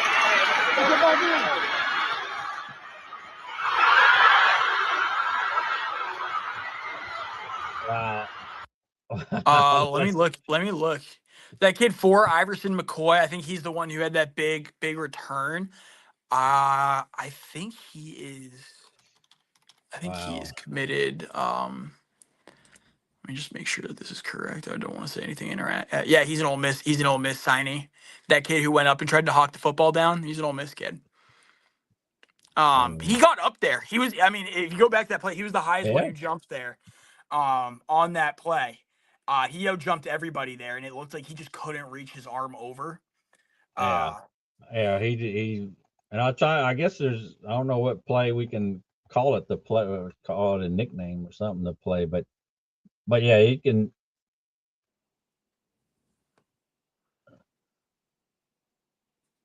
Balls bouncing. Go. Can you run back to that again real quick? I'm gonna zoom in on my screen real quick. Just kind of go more frame by frame on that for me. All right. Okay. Because it won't let me what I wanted to. Yeah.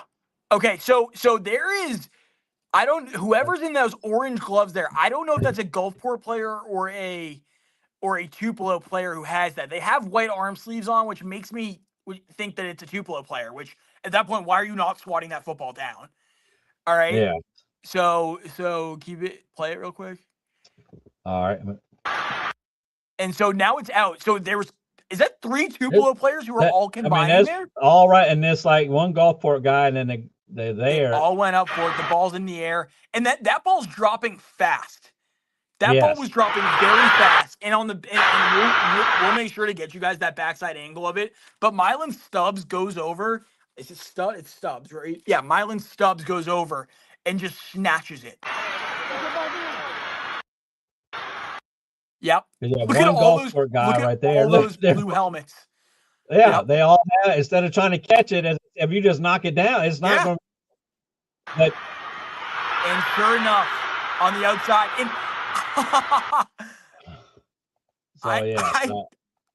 I can't believe that. That's insane. Wow. That is kind of crazy. Wow.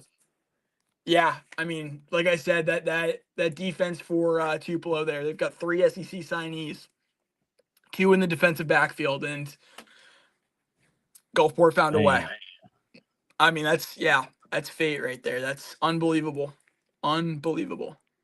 Oh, Yeah, and then wow. this is the, let me see. I was hoping to get another let me see, angle. Let me see. I don't want that. Or that.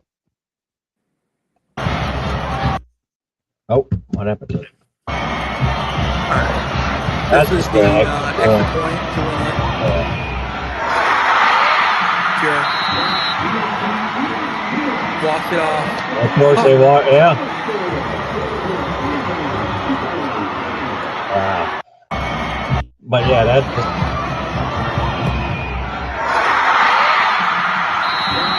like I say, redemption is redemption. I mean, he missed the field goal. Now, I mean, would have won the game. I mean, you don't know. It would have given the lead. Tupelo still had the ball.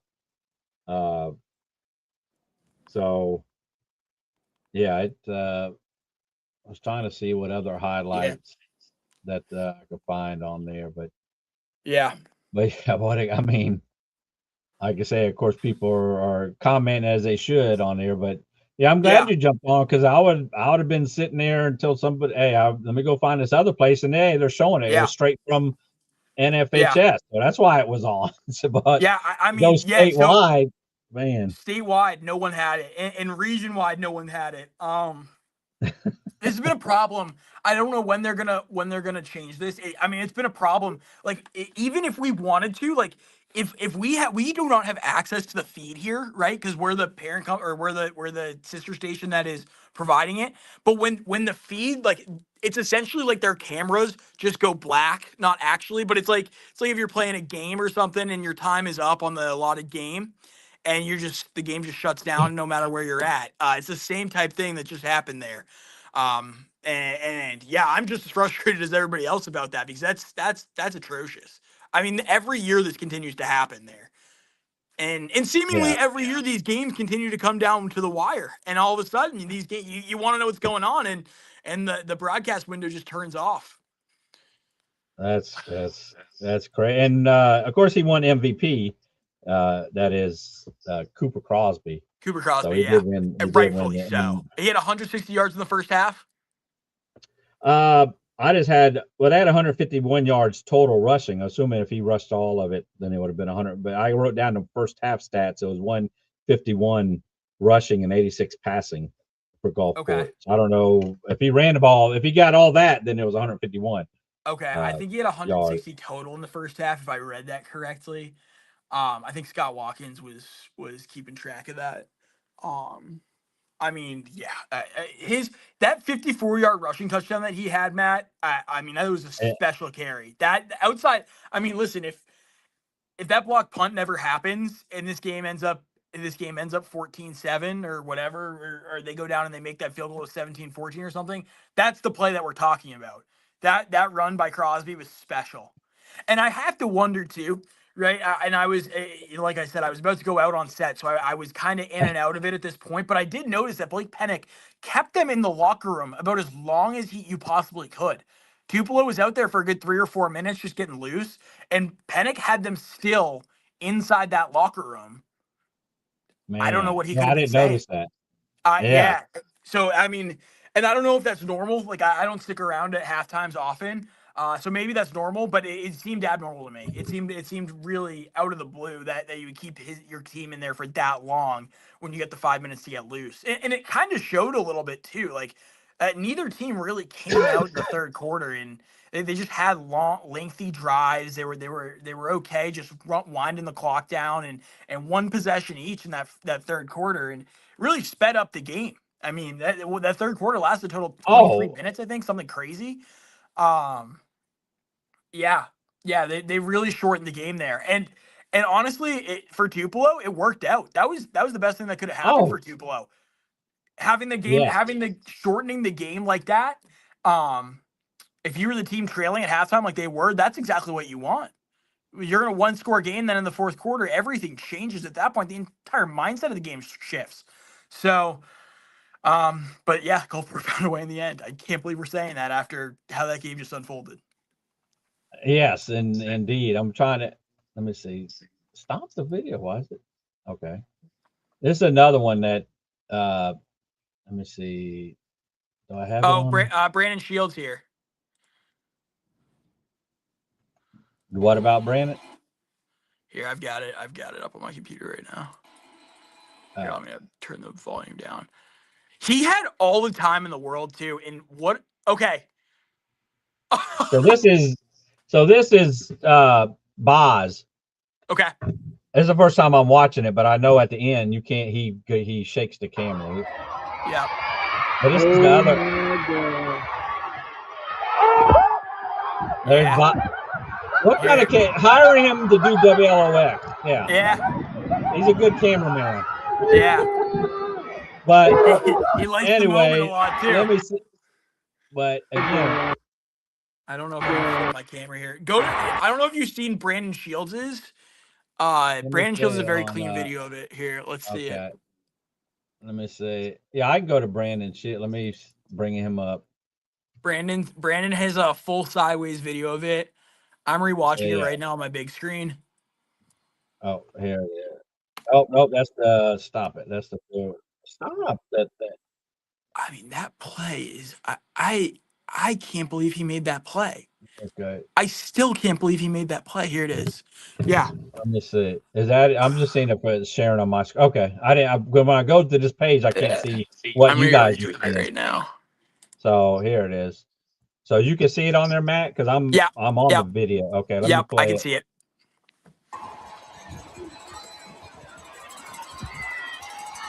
But you can see the two right. You got all these guys here. You got two guys. Who catches? He catches it, right? 20. Yeah, 21. Stubbs. I keep having to go back to the sheet. Yeah, Stubbs. Where is he? So you got he's him over there. Yeah, that's him. You had him. No, that's not him there. He's on the backside. Yep, that's him. And you have four defenders. You have five. You have 1, 2, 3, 4, 5. Yeah, and then you have the fifth is behind Stubbs there. So that guy who's on the backside is supposed to be the secondary knockdown guy, right? But I mean, the athleticism. We'll play this out. But yes, the athleticism here, like when Stubbs makes the break to the football there's no chance the defense has because he's the only one who actually quick enough to even remotely get close to the football. I just can't believe that he was able to get to the football. But I mean, that's him right there. That's him. Yeah, that's him on the route. Yeah. And you can see, you see, you got 1, 2, 3, 4, 5, and of course this guy up here 6. Yeah. And just anyway, if it would have tipped it any other way, if it would have tipped it this side, of course nobody's here. Yeah. And he just continued. He followed his route. It helps that he had momentum going his way. Because he was running forward and all his momentum was pushing him forward. Everyone else was on their heels there. It's a miracle. That's a miracle. It's a miracle. I mean, that is. It is. It is. I don't even know where he's. Oh, see, he come late. So I was looking now where he even started from. He's over here. He's right here. He's in the slot. He's right here. Yeah, to come across. He comes across over here. There's right there. Yeah, there's really no route. He's kind of no. And then to see these right here, I don't want to take a picture and make them. I mean, I feel bad. But they won state last year, so hey, it happens. Yeah. They got they should have knocked kids down. Are be very successful. But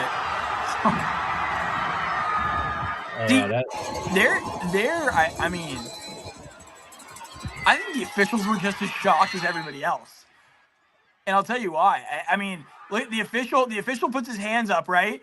But then look at the amount of Gulfport players that run off the sideline like that. They could have gotten flagged for that. I think the officials were just like, they were in shock. They had no idea what was going on.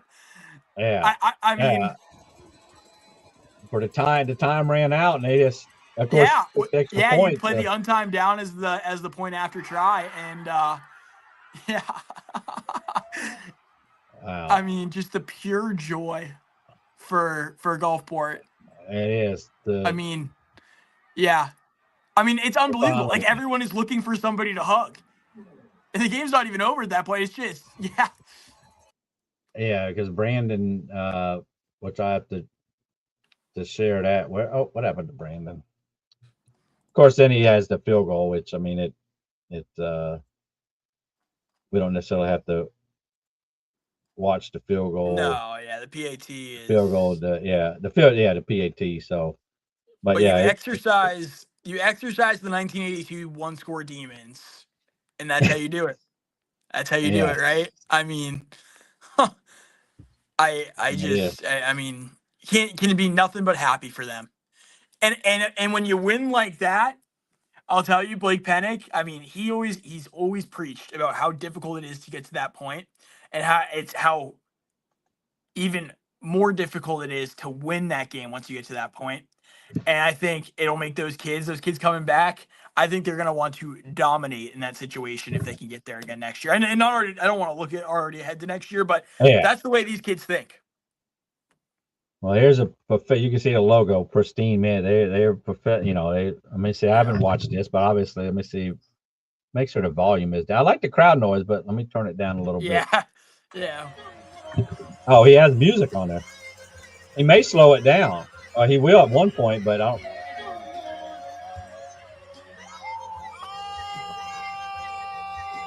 It's a great shot. Yeah.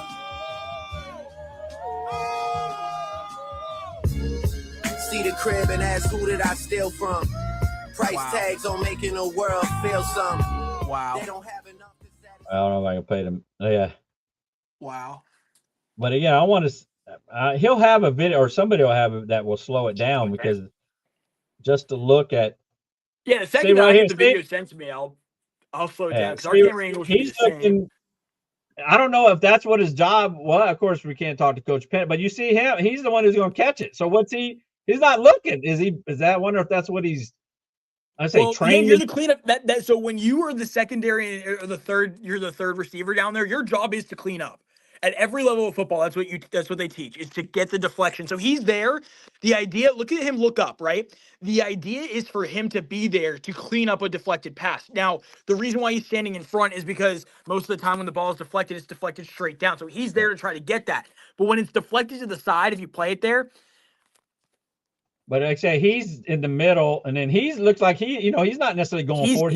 Exactly. He's supposed to be the guy that gets it if it gets deflected back in a tip drill. They're actually set up there very good, very well. Tupelo is also set up fairly well there too. Because would you say 4, 1, 2, 3? They had at least 4 guys there, or at least 3 guys there in against the one Gulfport guy to hit it down. I like my odds there. And there's another clean. So I had one guy and then like 3 around him. I thought this is a guy who might have caught it at first, but yes, me too. Oh, he already has it right here in his hand. So, what a perfect throw too! It's like it's that art of trying to miss a free throw perfectly. That's exactly what it is. And yes, he executed. I mean, shout out the throw too. I think we'd be remiss if we don't talk about how good that ball is. I mean, it is right there in the pack, right, and just far enough in where if it gets deflected behind, it's still gonna be in the end zone. And if it gets deflected forward, you're gonna be right at the goal line in for a touchdown. It could not have been a more perfect ball there by Parker Nettles. Yes. That is that because like I said, only if it would have went the other way, because he still had a guy on the front side. Yeah. I mean, he still had a guy on the backside, yeah. Here, I thought there was that guy right there. I want to say nope. I thought they had a guy on the other side, but it was just them 3, one right there, and then that's a play that's been practiced. Oh, they did have a fourth guy, and he was on the other side. Yes, it was like I guess they've clearly practiced that play. You can tell with the positioning of the players. They've gone through that. Yeah, they were prepared for that. Man, that's of course pristine media. You know that was there, but yeah, that is. They didn't get any They said, "Hey, we're not going to rush it." And he didn't. He had the time. At the time, they dropped everybody back. I mean, I actually don't hate that because you have the best DBs in the state in your defensive backfield there. I mean, you just got to knock the ball down one time. Yeah. They're rushing 2, and one guy's kind of staying. He's staying there. Yeah. And he just tosses it up and hopes to get a tip instead of get it knocked down. And man, that's that's unbelievable. Unbelievable. I know. Yeah. The second that I can get that video, I'll send it over there. I wonder. I'm sure we'll be getting it here momentarily. If they get it from all, if they could, to do it. And of course, this is let me share it. Let me do this one. This one's actually during. We saw this is during the game. It's I don't know what kind of noise it has here. Let me see if you. Oh no, I took it off stage. All right. Okay, so this is the broadcast. Yeah, and again, they're rushing 3. Well, not even 3 and this is the person that's going to catch it. Let me say. Okay. 2-second last play for Nettles and the Admirals. They send 3 to rush. Nettles will send it to the end zone. Up for grabs. It's batted around and the end zone. There is a score. Oh my goodness, Stubbs hauls it in. A point attempt away from a state title. We're tied at 20. Untimed. Oh my goodness, what a play. Holy smokes. Where were you at when Gulfport scored? Oh, I want to go back again. They send 3 to rush. Nettles will send it to the end zone. Up for grab. Man, it ain't a clear shot, but you have this. Man, I don't like that where I can't. Yeah, I know. Nettles will send it to the end zone. There's 4. So there's one. That's the one guy in the middle. This guy's coming on that backside, and then this one's going to catch it, and he's on the backside. But he's it's one. It's so like, well. For grabs, it's batted around and I mean, you're talking about a lifetime moment. A point attempt away from a state title. We're tied at 20. I'll let this play. It's a minute and 7. Oh my goodness, what a play. And thank goodness he didn't make the extra point. No, I know. Could you imagine? The kick is on the way. It's good. Gulfport, for the first time ever, can claim a state championship. Unbelievable. 20 walk-off win over the defending 7A champs Tupelo here in Starkville. What an outstanding last drive. Okay. As they took that ball down the field, good. Those has 10 seconds left. Execution by the Admirals as they took it down the field, and can't say that Coach Pennick said before the game that it starts and ends offensively. So yes, that's man. But yeah, I know you're gonna post your stuff where you go around. Yeah. Reef. Look. Sorry, I'm dealing with No. I do it all the time, man. I'm dealing with the trying to you get things you up. gotta to go off. That's whatever you need to do. Like I say, this is live. This is just it is what it is. So, but that's what I'm doing.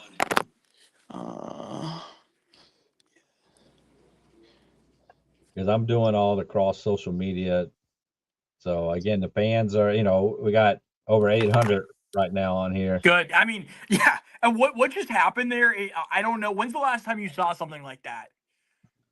I know. I'm trying to think, with that situation. Of course, unfortunately with Poplarville when they went for 2 points and got the win there at the end. But something like this, I don't know. I'm trying to remember when for a state championship.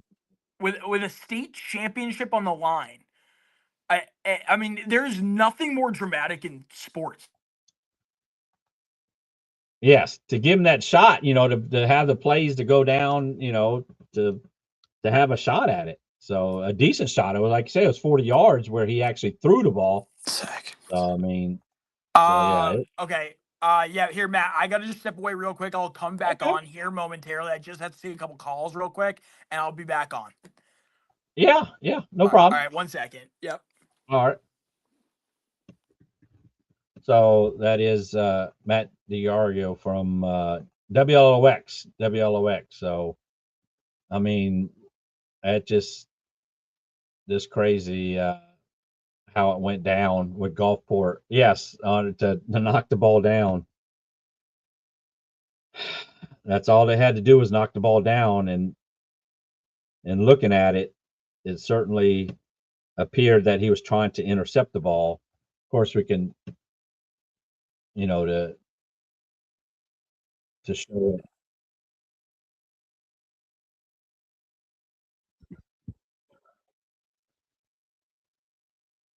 Let me see if you haven't seen it. So, of course, it's from Pristine Media. I'll replay it here. I mean, just to set it up, that just is crazy how it was. The best way to describe it is like a teepee. You got 1.1 jumping up, and Nettles is just trying to softly throw it up, to get it some kind of bounce. And yes, you're told to knock it down, and they didn't knock it down. And you see the replay. Let me back it up here.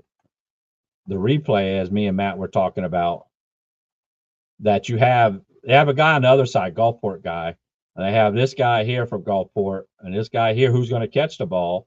And this is, like I said, a TP, as I call it, up here. Just going to throw it up here, and he's going to jump up and just try to tip it. He try to catch it, but they try to catch it instead of not just knock it down, because you hit it down, it's coming down quick.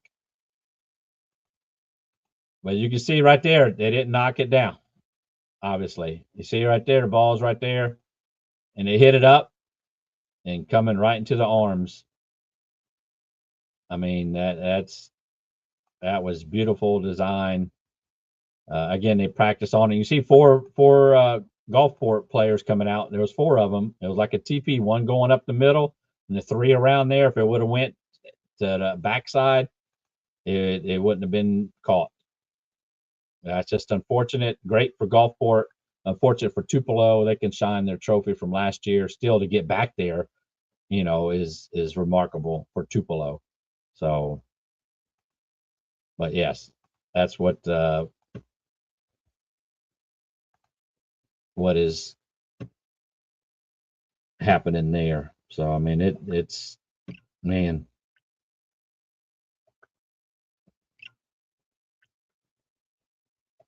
I don't know if we'll try to get on anybody else. Matt said he may, to come back on. He's with WLOX. So why'd they rush? Yeah, that's I don't know why they rushed 3 to 4. I mean, because you want more guys back there in the back. And they do have other, we showed several other videos, as you can see.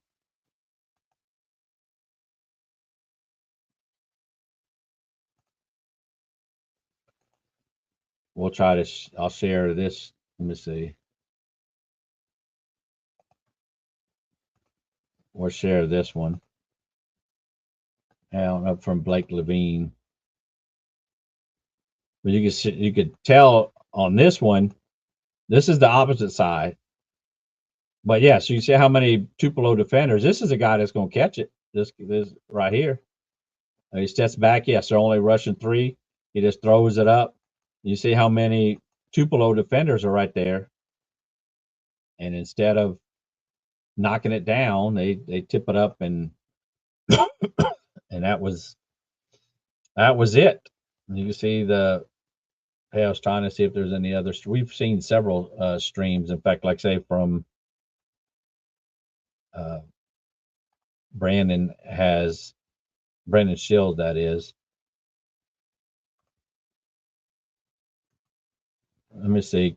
I guess you guys can see it on here. When I go to here, can you?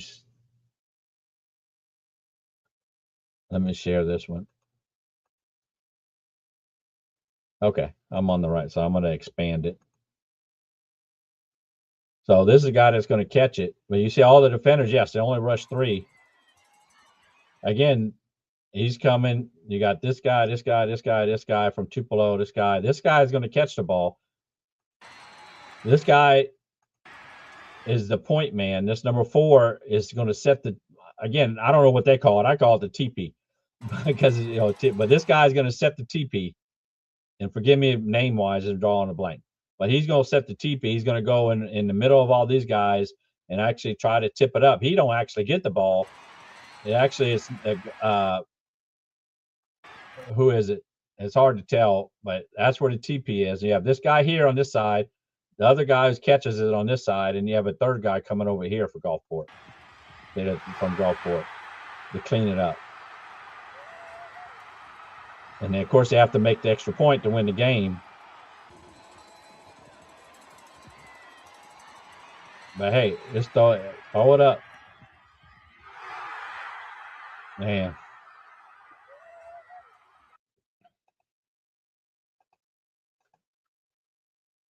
So yes. Yeah, I mean, it is hard, Hardman, as far as the players who didn't tip it, didn't knock it down. That it is unfortunate for them. But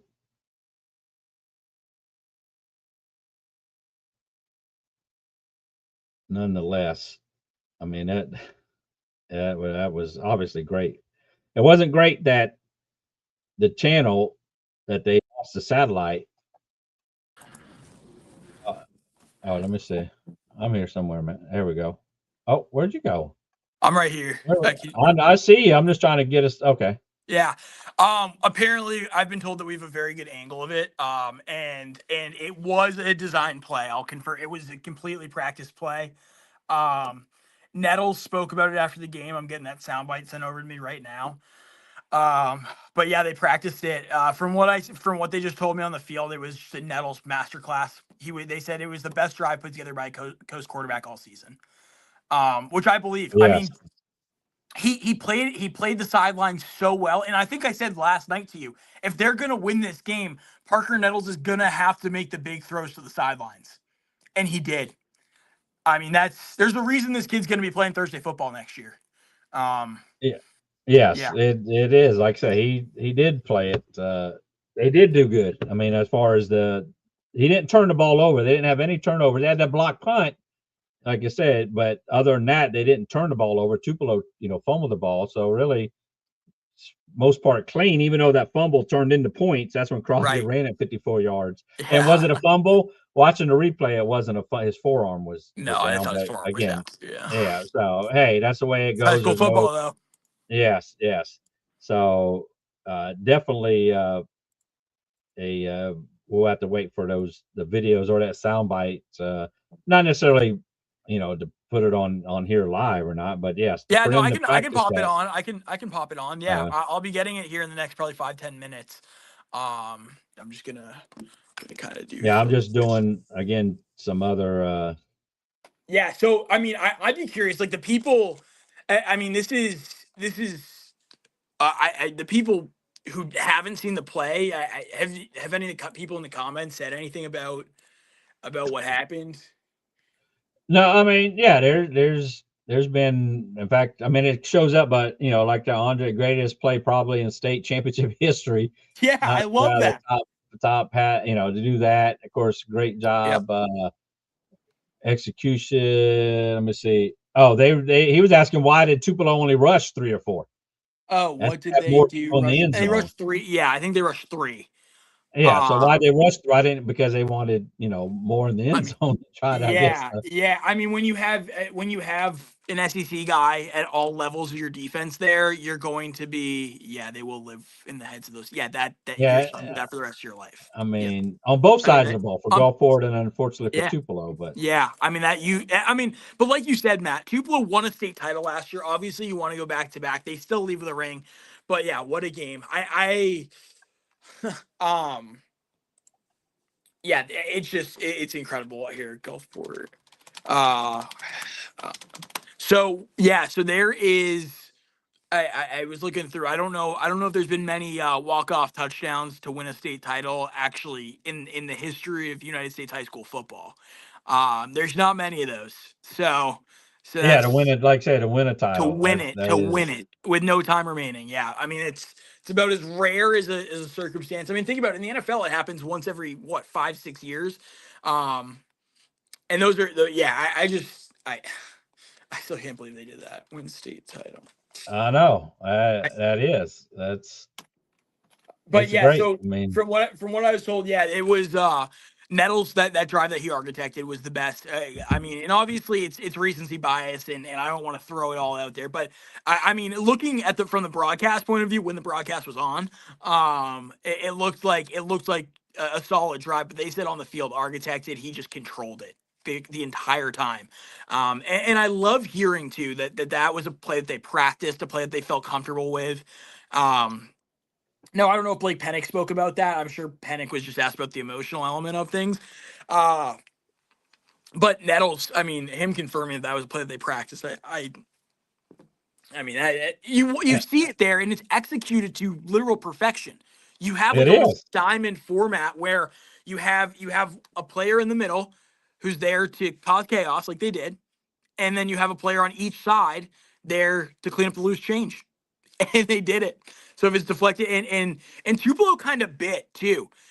When you have all four of those guys there on that one receiver, I mean, and you're talking about, like I said, 2 SEC DBs in that fold, in that mix back there, you're really, if you don't knock it down immediately, you're in trouble with the way that Gulfport did that. And sure enough, there's a reason why you practice it, and they made it happen. Yeah, I'm fixing to show what I normally do at the Coast Clips is what I call it, and what I'm posting on here. Let me see if this one does any good here. But I'm gonna tell y'all with a tear in my eye, this is the greatest moment in my life. When you walk around this world and you tell everybody you're number one, the only way you get to stay number one is to be number one. And this is the only title in the wrestling world that makes you number one. I'm going to tell you all. I love that. That's awesome.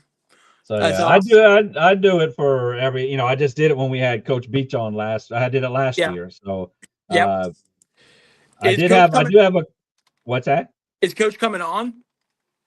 I haven't texted him to see if he would come on. I mean, I guess I always could text him and see if he will. I know he's doing a lot of media, right, a lot of things. But no, I can actually text him here and see. I'm actually putting together our morning show, our stuff for the morning right now, with it leading the show. Admirals. Let me see. I mean, he has nothing else to do besides celebrate and then drive. Yeah, I guess they're probably getting right in the bus and coming back. Is that correct? Oh, I would say so. I don't know. I mean, if you're Gulfport, I mean, this Blake Pennick told you what was going to happen. I mean, within 3 years, he said he was going to. I don't know if he explicitly said he was bringing a state title, but he did say that they were going to have boatloads of success if X, Y, and Z happened. And he said, you have to do this for me, and I will bring you success. And Gulfport bought in, and they did it. And now look at, they're reaping the benefits of it. And Blake Pennick called his shot, and he delivered. And so, you know what? Why not get him a hotel tonight and celebrate up there in Stark? Yes, I text him to see if by chance he can, but all I could do is ask him. So we'll see. Absolutely. So we're going to be getting that video over momentarily. I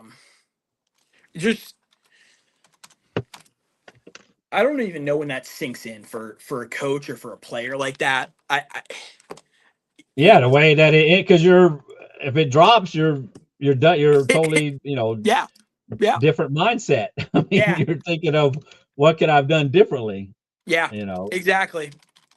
It yeah, you have at that point there is.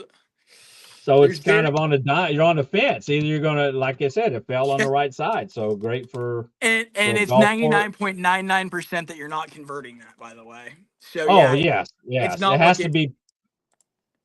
Yeah, it's not Yes, it looking. has to be It's not perfect. looking favorable there if you're Gulfport. And yeah, I mean there's about. And that's the moment. That is the moment of people's lives, right? Like that's why they do what they do, and that's why Blake Pennick does it. And yeah, that will forever be one of the greatest moments of those individuals' lives. I mean, truly unbelievable. It is. I did have. Well, I saw one comment, which is just a comment about. Of course, where is he from? Not from, but where he is Brandon, correct? Yeah, yeah. And, somebody says, "Oh, he's going to go to Brandon now," because they're looking for a coach. But yeah, I don't think that's going to happen. But who knows? Hugh Keaton just texted me. Said the radio voice of the Atlanta Braves called the Gulfport game on the statewide radio network. His call of the ending was incredible. Oh well, that's good. Yeah, of course. There's no way, at least for me, to get it to look at it. That is. Yeah, there is. Yeah, see, Ben Ingram. He was on the call for the game for the statewide radio. He's the voice of the Braves. And apparently it was incredible. That's what. Yeah, as a radio announcer myself, I don't know how I call. I mean, but I call the national. I don't know how you butcher that one. Yeah. I mean, we've called where they won, on a 2-point conversion, but not for a national champion. The national championship was decided, when Gulf Coast won it. But yeah, to call that for a championship, that is, and that's a good. We always like to hear the radio call because you're describing it it's a little bit different than seeing it with the person calling it, seeing it. So, but yeah, Hunter said he'll probably come on. Hunter Dawkins, that is, he called the game.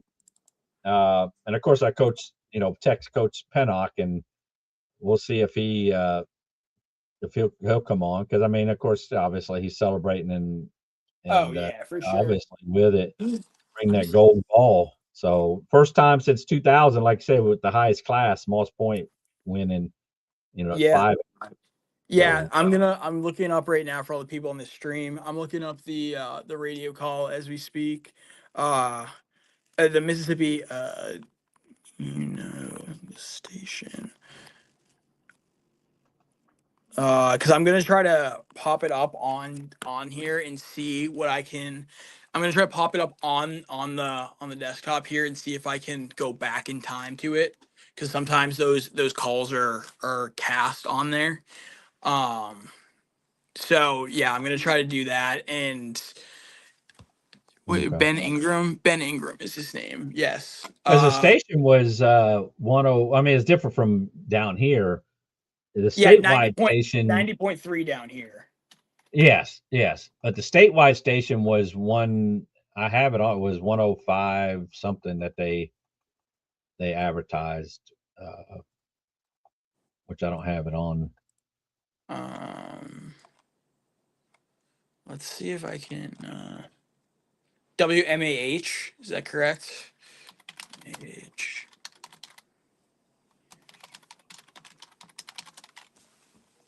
All right, let's see. And it just don't get any. Last play for Nettles and the Admirals. They send 3 to rush. Nettles will send it to the end zone. Up for grabs. It's batted around and pulled to the end zone. There is a score.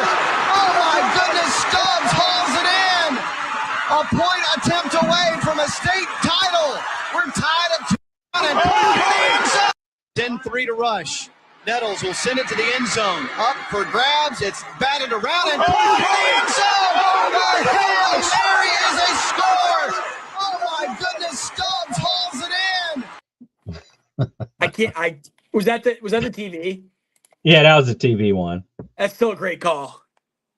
Oh yes. That's still a great call. Here, I'm looking to try to go back in time here on this. It's buffering right now. See if I can go back here and grab it. So yes, Ducksworth, Lorenzo. Yeah, I remember. Yeah, catch had me like. Yes, it was. It was.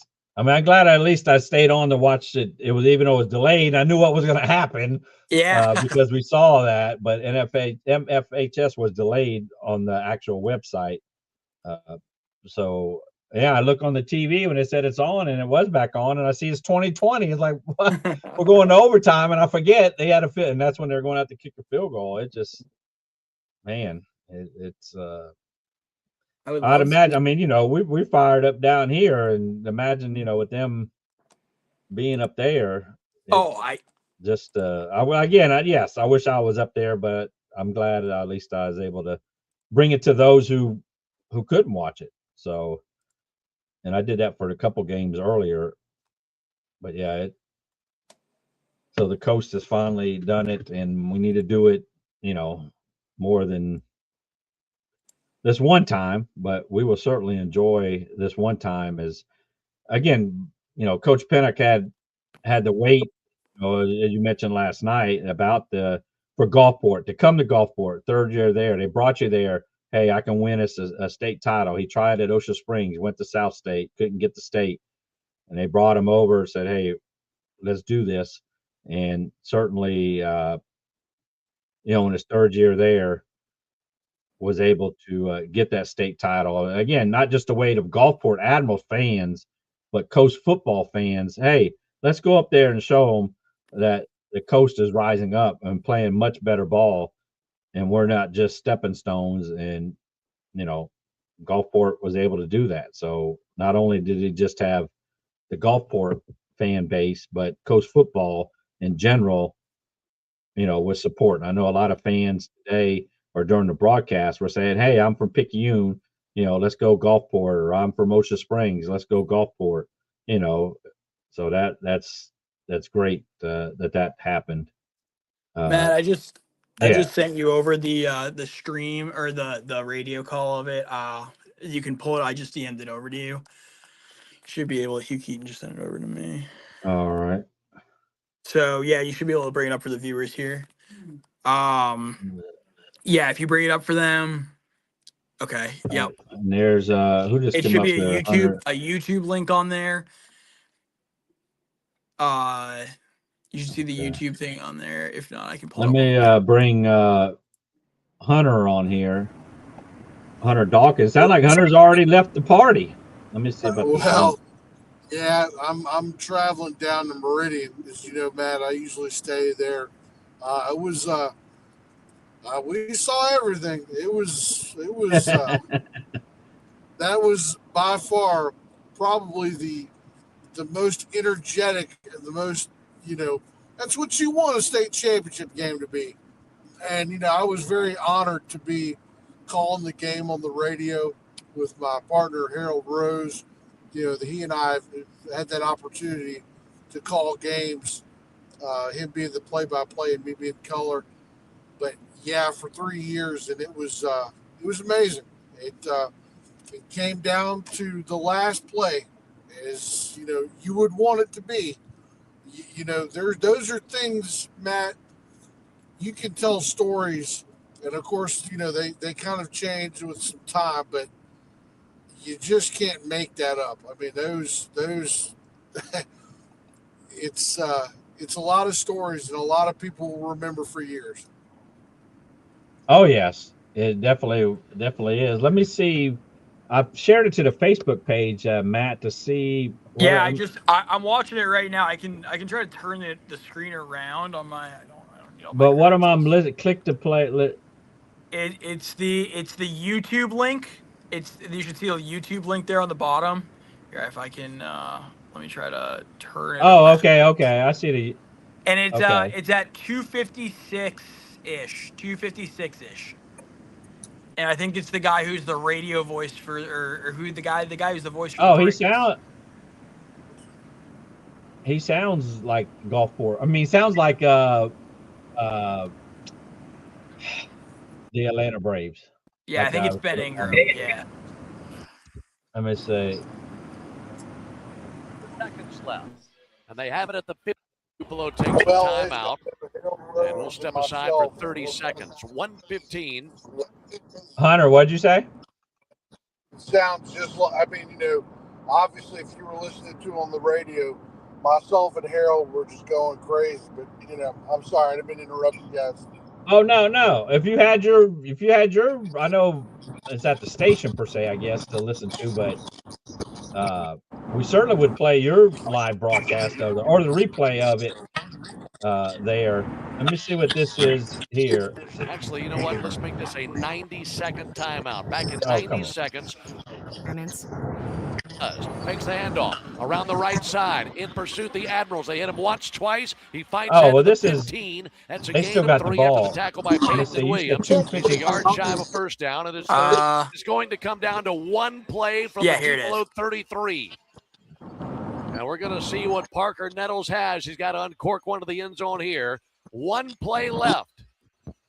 2 seconds left. Tupelo has 2 men back deep right there at the goal line. Now 3 men back deep at the goal line. And timeout will be called by Tupelo. We're going to keep this right here.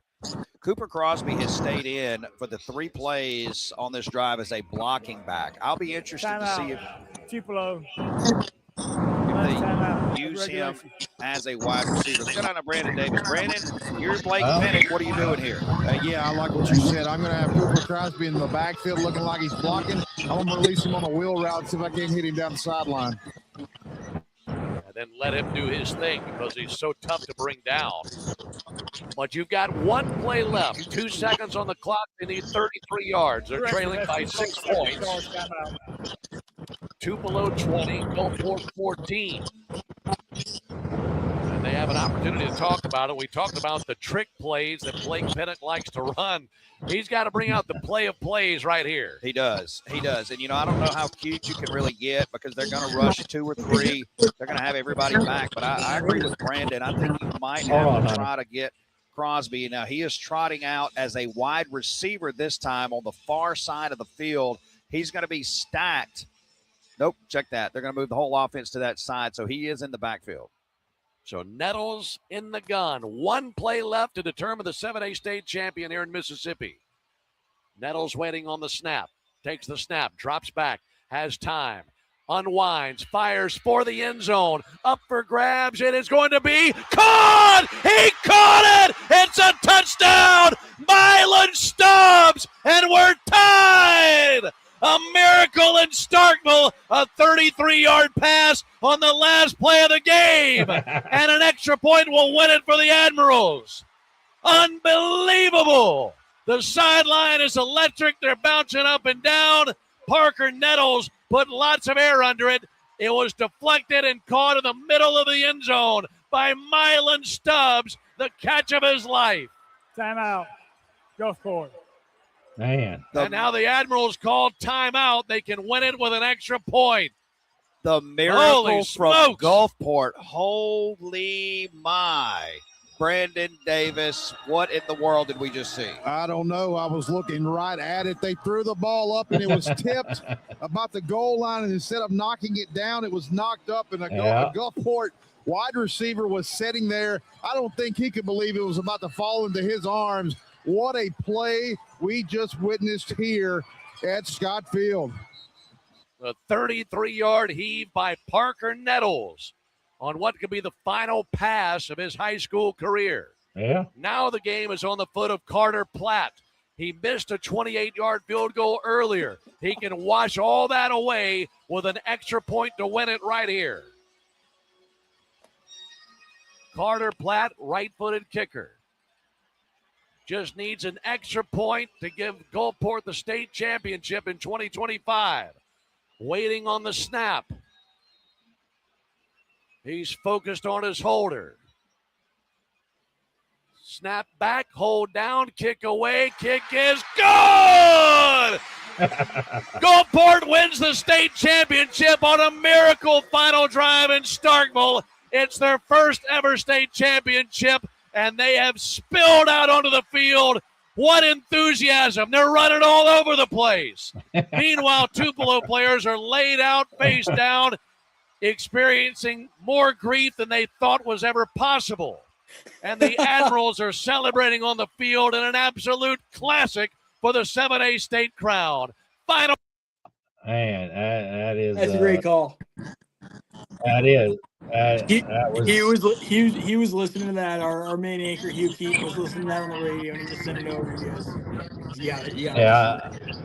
I wish I need to get that clip. I got to see how to do that certain part of it. The clip I'm actually doing it right now, Matt. Okay, and to have the video. I was trying to share a video at the same time, but I can't. I guess I only can share one video file on the stream. I guess. I'm. So when they send over when I get our camera angle of it, I'm gonna pop that audio underneath, and I'll pop the video. So Hunter, how did you feel when they scored? Did you? I mean, how'd the game go for you overall? Oh, yeah. Harold and I we were just. I mean, it was adrenaline. It was just nothing but adrenaline. I saw the most important thing about it, Matt, was when Tupelo had the ball, when they were driving down and they were inside the red zone, I said to Harold, if they don't score on this next play, Pinnock needs to call a timeout. And sure enough, he did. And you can hear me on the radio. I said, it'd be my idea for Pinnock to call a timeout, because if they don't score on that play, they're going to score on the next play, and that'll leave him at least enough time to give him a chance to get down the field to at least make an attempt. Yes. And they pretty much did exactly what I passionate for, and they tossed the ball in the end zone and make something like that happen. You never think that's going to happen though, Matt. I mean, it's there's a pretty good majority of times that doesn't happen. But the fact of even having the chance to make it happen, that's one of the reasons why high school football, and especially at the state championship level, that's why it's amazing. And it's, It is. It's crazy. A great finish there, and a great call that you had. Just had to bring you up there. You were there all year for Gulfport. So, Hunter, when they got the ball, I think it was 27 seconds after the ball was kicked off. Did you think that was enough time? Well, you see, what happened was they got the ball back. The Tupelo scored at 27 seconds. And I knew the play before that Tupelo ran, I said, look, you watch, Harold, if they don't score on this drive or on this play, Pinnock should call a timeout. Sure enough, he did. I mean, it wasn't listening to me, but sure enough, he did call the timeout. And then when they scored on the next play, there was 27 seconds. They had the kickoff, and they bring, I think it was Cordarius Payton, brings it up like a couple of yards. There was 20 seconds left. And I said, okay, well, and I told Harold, I said, you really only have 3 plays. So you have to get about 20 yards on the first play. Sure enough, they didn't get 20 yards, but they got pass interference. And I said, okay, well, to get a pass interference, that got them up to about the 45-yard line. So I was like, well, this next play's got to be at least 20 yards. Well, they threw it to Morgan out of bat where he ran an out route. It was a really nice out route. He ran it up to a right between the safety and the linebacker, right cut route. Nettles threw it right in the perfect place, caught it, went out of bounds.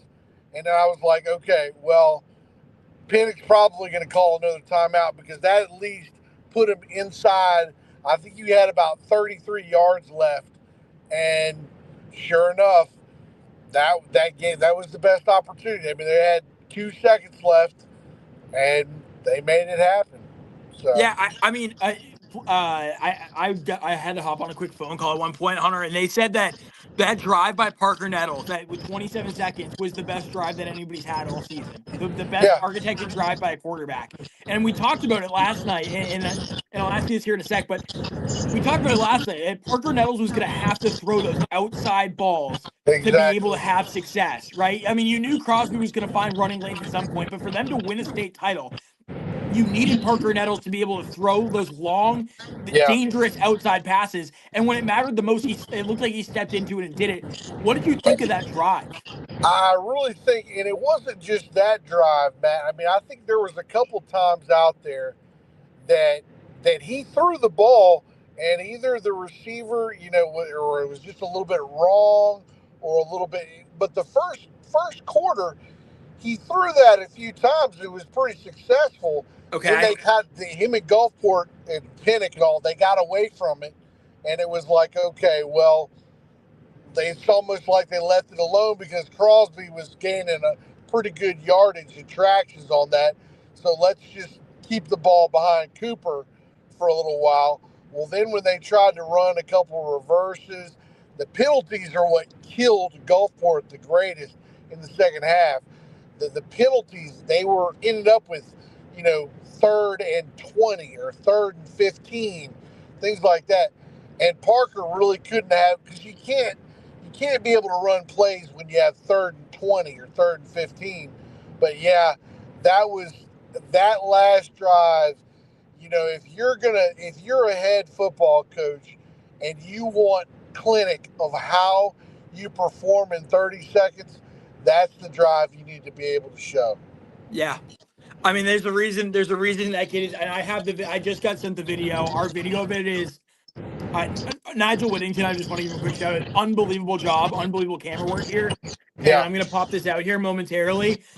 That play was, and Parker Nettles, and I'm about to put myself on mute here in a second and listen to what Parker Nettles had to say. But Hunter, I was telling Matt this earlier, but Parker Nettles said that was a design play. Like they had been practicing that last play, and the way that they had put it in there, the way that they had schemed it, they had what? And the thing about it was everybody's like, well, it was a deflected ball. No, I actually saw Stubbs when he turned looking for that ball.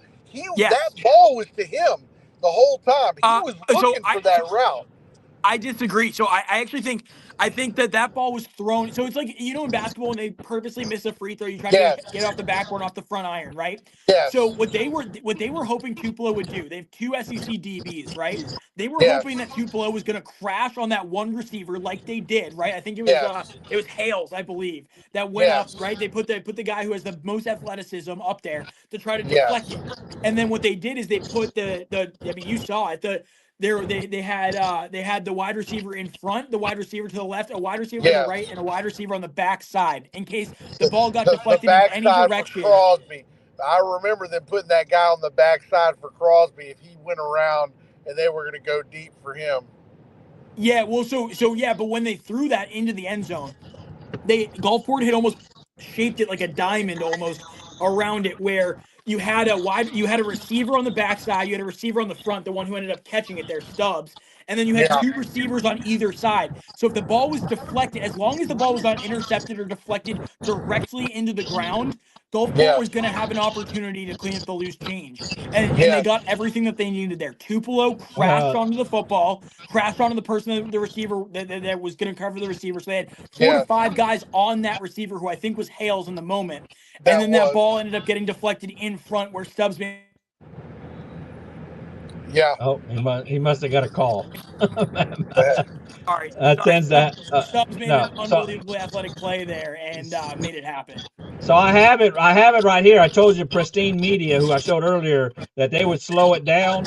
Yeah. And so here it is right here. Yeah. That they'll slow it down at certain parts.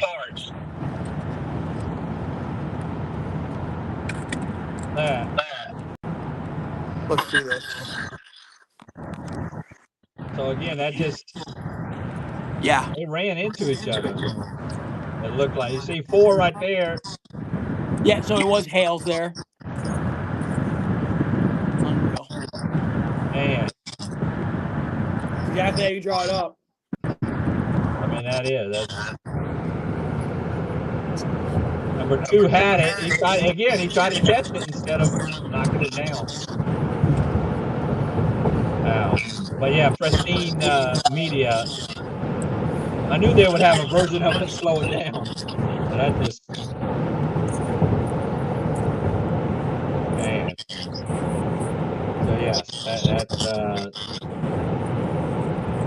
that is fantastic. And again, I did put in a word into Coach Pennock, but you know. Yeah, unfortunately, Matt, I don't think you're going to get him tonight. It's for the fans, for the people. I need Coach Pennock. I know. But we got Hunter Dawkins on here with the Gazebo Gazette HD Experience podcast. So, and you called the play along with your counterpart there, co-part there.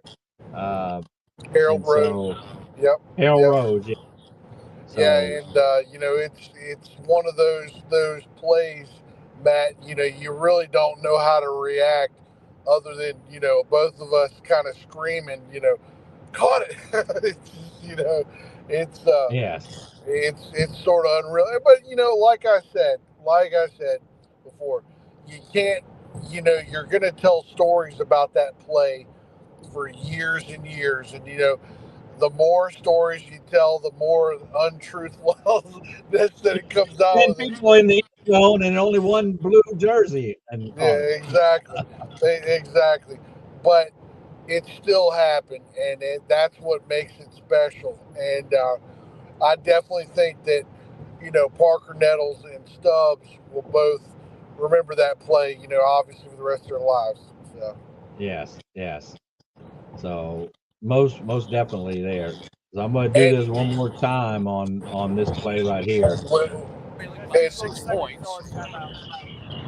2 below 20. Goal. Play of the game, and an extra point will win it for the. And then let him do his thing because he's so tough to bring down. But you've got 1 play left, 2 seconds on the clock. They need 33 yards. They're trailing by 6 points. 2 below 20. Nettles in the gun. 1 play left to determine the 7A state champion here in Mississippi. Nettles waiting on the snap. Takes the snap, drops back, has time. Unwinds, fires for the end zone. Up for grabs. It is going to be caught! He caught it! It's a touchdown! Milan Stubbs! And we're tied! A miracle in Starkville. A 33-yard pass on the last play of the game. And an extra point will win it for the Admirals. Unbelievable! Oh, let me finish. He's sideline is electric. They're bouncing up and down. Parker Nettles put lots of air under it. It was deflected and caught in the middle of the end zone by Milan Stubbs. Milan Stubbs, yes. So that is continue on US 45 for 61 miles. 61 miles, Hunter. That's right. For 61 miles, so you get on your next road, you'll drive another 161 miles. Yeah, well, of course, I'm headed to Meridian. Oh, you're going to Meridian. That's right. Right. You're going to Meridian. You stay at the, actually, I probably don't want to say where you're staying, but you stay at the Holiday Inn right off the interstate there? Well, absolutely not. But I'll tell you why, Matt. I used to stay at the Holiday Inn, until I found this really nice, and I don't want to say plush, but it's a really nice hotel in downtown Meridian. Okay. It's called the 3 Foot Hotel, and it's with the same Marriott Bonvoy that does all the courtyards and things like that. Awesome. It's actually cheaper. Not only is it nicer, it's cheaper. It's more of a luxury, historic level. It was actually an old post office, but if you look it up, you'll be like, damn, that's a really nice. They got a nice little bar. Now, of course, I'm not going to be able to be there at the bar at night, but it's got a nice little setup. Yeah, man. You got to start following me on places I stay at, because I always stay at the really nice historic places. And it's cheaper. It's cheaper than the Holiday Inn. So yeah, I love that. That's awesome. Yeah, but it's got great breakfast in the morning, so it's all good, man. It's all good. Do you know if Gulfport is driving back tonight? I don't believe they are. I believe. Okay. Now I saw some Gulfport fans, although they did have charter buses pretty regularly, so they might. But I don't believe if they do, they're probably going to stay maybe in Hattiesburg or so because. Matt, they wouldn't get back till about 4 or 5 o'clock in the morning. Yeah. So, and I don't think Pinnock or the school district wants them to do that. I mean, I remember when I was coaching Stanislaus, as Matt remembers, in 2009, we stayed up in Jackson because we had the last game of the night, and we had the second to last game, but we were done. It was like 8 o'clock, and after all the awards and stuff, we wouldn't have been back home until about 1 o'clock in the morning. And so, Stanislaus pretty much paid for us to stay up there for. But in Jackson, it's obviously a lot different than Starkville. There's more of a routine, decent place to stay. So. Yeah. Let me show this. This was the play that after the fumble. I mean, nobody. Well, they did touch him right there, but that was at 54 yards for Cooper Crosby, the player of the game. And Hunter, I was saying this to Matt earlier. If the game never comes down to the wire like it did, that's the play that Gulfport remembers. Yes, of course. Talking about the block play. I was saying the Crosby 54-yard touchdown. Like, say Gulfport wins the game. Gulfport wins the game, and it's not this close, and nothing's worried. No, we're not worried about any scoring or anything like that. That Crosby run was about as good of a run as you can get in the situation. Yeah, of course. And really, the thing that hurt Gulfport, I think, with what Tupelo was obviously watching game film, what hurt Gulfport in the first part of the year, which they got away from later in the defense. They didn't score but one touchdown in the second half, but it didn't matter because the lengthy drives, the 13-minute drives, or the 13 plays, the 7-minute drives that just wore the defense out. And that was almost exactly what Picayune and Petal did at the start of the season. So,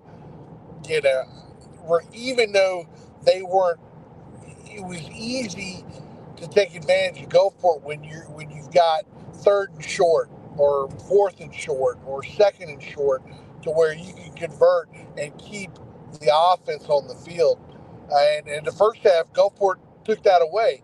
They forced, 3rd and 7, 3rd and 6, 3rd and 5, where Tupelo wasn't comfortable with that because they had to throw the ball. And so then when they got Hill playing the Wildcat, they, of course, had to deal with a lot of 3rd and shorts.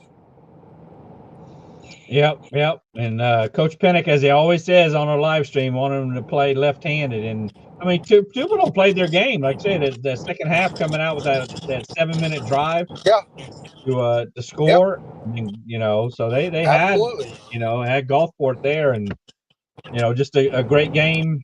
Just glad Gulfport came out ahead, and the way they did it, it's just remarkable. It's still flying high here as it's right past midnight on this Saturday night. So. Okay, football is not done yet, so we still got Mississippi Alabama game Saturday, and then the North-South Ulster game the following. Well, and for Cooper Crosby, I think he's got Matt, you might know this better than I do, but doesn't he have the U.S. Army All-American game? Yep, and I believe Nolan Wilson. I believe Nolan Wilson will also be in that game for Picayune. Okay. Yeah, you're right. Yeah, That'll be so after sometime in December. But I think it's late December, early January. That game's in Frisco. I will tell you, got both of y'all that nobody talked about, especially on both of Cooper's runs. You know who was sitting right next to the pylon on the left side of the end zone? Jeff Lebby. Jeff Lebby. Yeah. Jeff Lebby was sitting there and said, "Yep, these two, they're playing for me next year." So, yeah. Pretty good feeling. Pretty good feeling. I mean, I'll say Jeff Lebby. If anyone had a better day than the people in the Gulfport Admirals, it was Jeff Lebby who landed Zach Arnett as defensive coordinator and got to watch his two future running backs just star in front of the state at the state's biggest stage. Big time. That is crazy how it worked out. We're both of them, at Mississippi State, and then they'll play together Saturday in the Mississippi Alabama game. They'll play on the same. They're teammates. So yes, one will be a little bit more happier, but hey, the other one won it last year, so the coast is rised up and is able to claim at the highest level state championship. Hunter, did we get a final yardage marker on how far that pass was? Was it 40? Oh, for to the Stubbs? Yeah. Yeah, it was 33. 33. Okay. Yep. Yeah. 33-yard Hail Mary. Are we? Yep. Is it a Hail Mary? I mean, I Well, think it's the thing about it was, Matt, that it was 33 yards from the line of scrimmage. Okay, yeah. But Parker went back to, it was about 40 plus. 40. Okay, yeah. But yeah, He took about an 8-step drop to toss that. So. But yeah, it's still considered a Hail Mary, man. Yeah. Well, so sometimes like if you're getting the ball within the 25, 35 yard line, and you're just tossing it and you're just going like that. But yeah, the nature of the play, like you said, Hunter, going down as a 33-yard touchdown, but throwing it from 40 plus and the arc that it had, I think, obviously. Yeah. Well, I mean, an incredible way to cap off the. I mean, everyone outside of Tupelo probably pretty happy that's how the 2025 high school football season ended. Matt, that's what that play. That's what they do movies on. You do stories, you do movies. That play right there. And and of course, Pinnock after the touchdown, he called timeout because it showed him on the screen. He's like trying to, cool down. We got to make the extra point. Cool down. And that's. Oh wait, no. Oh, I thought you were talking about the timeout when they had him on the screen and he called the timeout and he's like covering his face with his Oh yeah, I did. I remember that. Yep, that's right. Yeah, it's a little different. It's a little different there. In that capacity, when you have those jumbotrons and there's not as many people on the field as there are during college and NFL games, so you're kind of just thrown into it. And there, of course, a lot of people were watching the film at least, and I guess they were showing the jumbotron up there with what on TV at least. Yeah. Well, Hunter doesn't know what happened to us, Matt. So. That's it. I don't know. I'm just what I was calling was what I was seeing at least. Well, at least you got to see it. But I will tell you guys though, calling from the radio, that's a great radio area they have in Starkville. Really nice to us. Really big area where we can just kind of set our the Comrex down and really sit around and talk. Now it was cold, but don't get me wrong, it was cold, but it was really nice area. Yes. Well, Hunter, what you didn't know, Hunter, was when Tupelo had the ball driving down, and it was 14 apiece. That at 10:30 at night, the station went out statewide. Oh, wow! So we didn't. On TV. We didn't know what was happening because they only paid to 10:30, and once it hit 10:30, Bounce TV went off statewide. That's what Harold was saying something like somebody texted him like they couldn't see it, and I was just like, well, Harold, they might as well be listening to us. I was gonna say your radio, your ratings on the radio had to have gone skyrocketing in the last drive when that happened.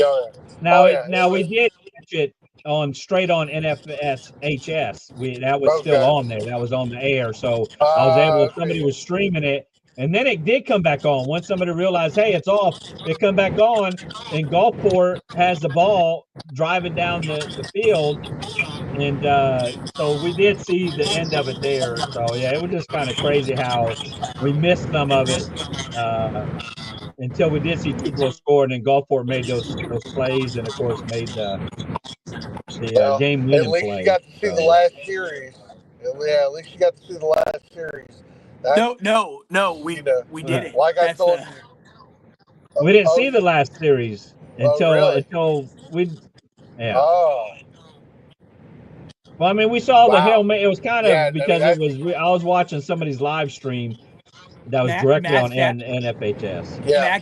Matt goes. They got it. They scored, and I'm like, wait, what? They scored? How do you know? Like, we had no clue what was going on. Like, literally, it goes out like with 2 plays, with 1 play left. They're like, they're lining up for the Hail Mary, bang the timeout, stream's gone, and Matt's just like 5 minutes later. I think they got it. They got it. Yeah, because it scored. Somebody at corporate said, "Hey, let's turn it back on TV," and I see it, and it's delayed on what I'm watching on the computer. It's delayed, but I see it's 2020, but yet it still hasn't played out on TV. And I wanted to see, on that stream, and wanted to see how it played out. So we watched that as they lining up to kick the extra point, and I'm watching both the TV, which is live, back on it. But yeah, they paid for it to cut off at 10:30, so that was kind of crazy. And of course, I mean, I can't say anything like that I predicted it or anything like that, because I'm not. You can't ever predict anything like that. But I told Harold, when Tupelo was down there, and it was a second down where they went for it, and after there was a penalty on Gulfport, the unsportsmanlike conduct, got him down inside the goal line, half Hunter, the goal. Yes, sir. Hunter, let me hold on just a sec. Let me bring on. Okay. The state champion 7A, Coach Pinnock. They are glad you could join us, Coach Pinnock. The fans were waiting, and it was a long time wait, but well deserved. How are you feeling right now? Man, we're feeling good right now. We got the bus full. Hey guys, everybody, go Champs! Let's go! Yeah. Man, it's a great feeling, Matt. Okay, not how we drew it up, but we'll take it. Yes, indeed. As we got Matt DeGorio on here from WLOX, that is also it was crazy how the game ended. And we have Hunter Dawkins on there too, but just a crazy game per se. I mean, it went as I expected. With you guys coming out scoring first on Cooper Crosby, and then they scored, and then on the fumble, you guys capitalized on that turnover, and then you guys they took over to come out the second half. So you did run a couple trick plays. I was on the right side of saying he's going to run at least 3 trick plays, and you did. So that was great there. But I mean, you guys practice at the end. We'll go straight to the end. You guys practice that Hail Mary, as if I could say. You guys practice. Oh yeah. I mean, we knew exactly. I mean, obviously, 27 seconds, 70 yards, or how many ever it was supposed to be to go. I mean, that's not ideal, but we do practice that quite a bit. We practice it on every Wednesday and every Thursday, and so those last 2 plays of the game, we do that every single Thursday for as long as I've been a head coach. And so we got disco was the deep out that Javice Hales caught, and rebound, which was the Hail Mary play call. And so just to be able to go out and execute is one thing and all that. So I was just proud of our players, proud of our coaches, just stayed in it till the end. Were you surprised at the way that Tupelo attacked that ball there at the end? Like, Hales was the lone receiver there, and it looks like they have 4 or 5 DBs, including 2 guys who are heading to the SEC. And then you have you guys almost pop your wideouts in like a diamond formation where you had a receiver in front which was Stubbs who caught it, and then you had a receiver on the backside, and then it looked like one on the right, one on the left, like almost like if you were to miss a free throw and try to get the rebound to put it back up and in. Was that the idea of that play? And Tupelo kind of bit at it. The play's called rebound. Yeah. Genius. No, I mean, Literally yeah, genius. no, that's exactly what it's supposed to do. You're trying to backs out the defenders and get one guy to catch it. If he doesn't catch it, everybody else is trying to catch the ricochet. And it played out perfectly to perfection. Yeah, that was unbelievable. It did. Yeah, absolutely. No, it was an exciting way. I couldn't believe it. The biggest thing I had to do right after the play was get everybody off the field and try to call a timeout before we got a penalty. Yeah. So I actually said that too in the moment. I was like, is there a chance here that Gulfport they're going to get penalized as everybody's running on the field, and then you guys the kicker there. Let me make sure I get Carter Platt. Yeah, goes out there and just completely drills the extra point with everything on. Yeah. He looked at us. Anybody that saw me, I guess, on the camera, I think I saw it. We told them all to take a deep breath, all that stuff. Like, hey, here we go. But it's literally the very first thing we do at practice every single day.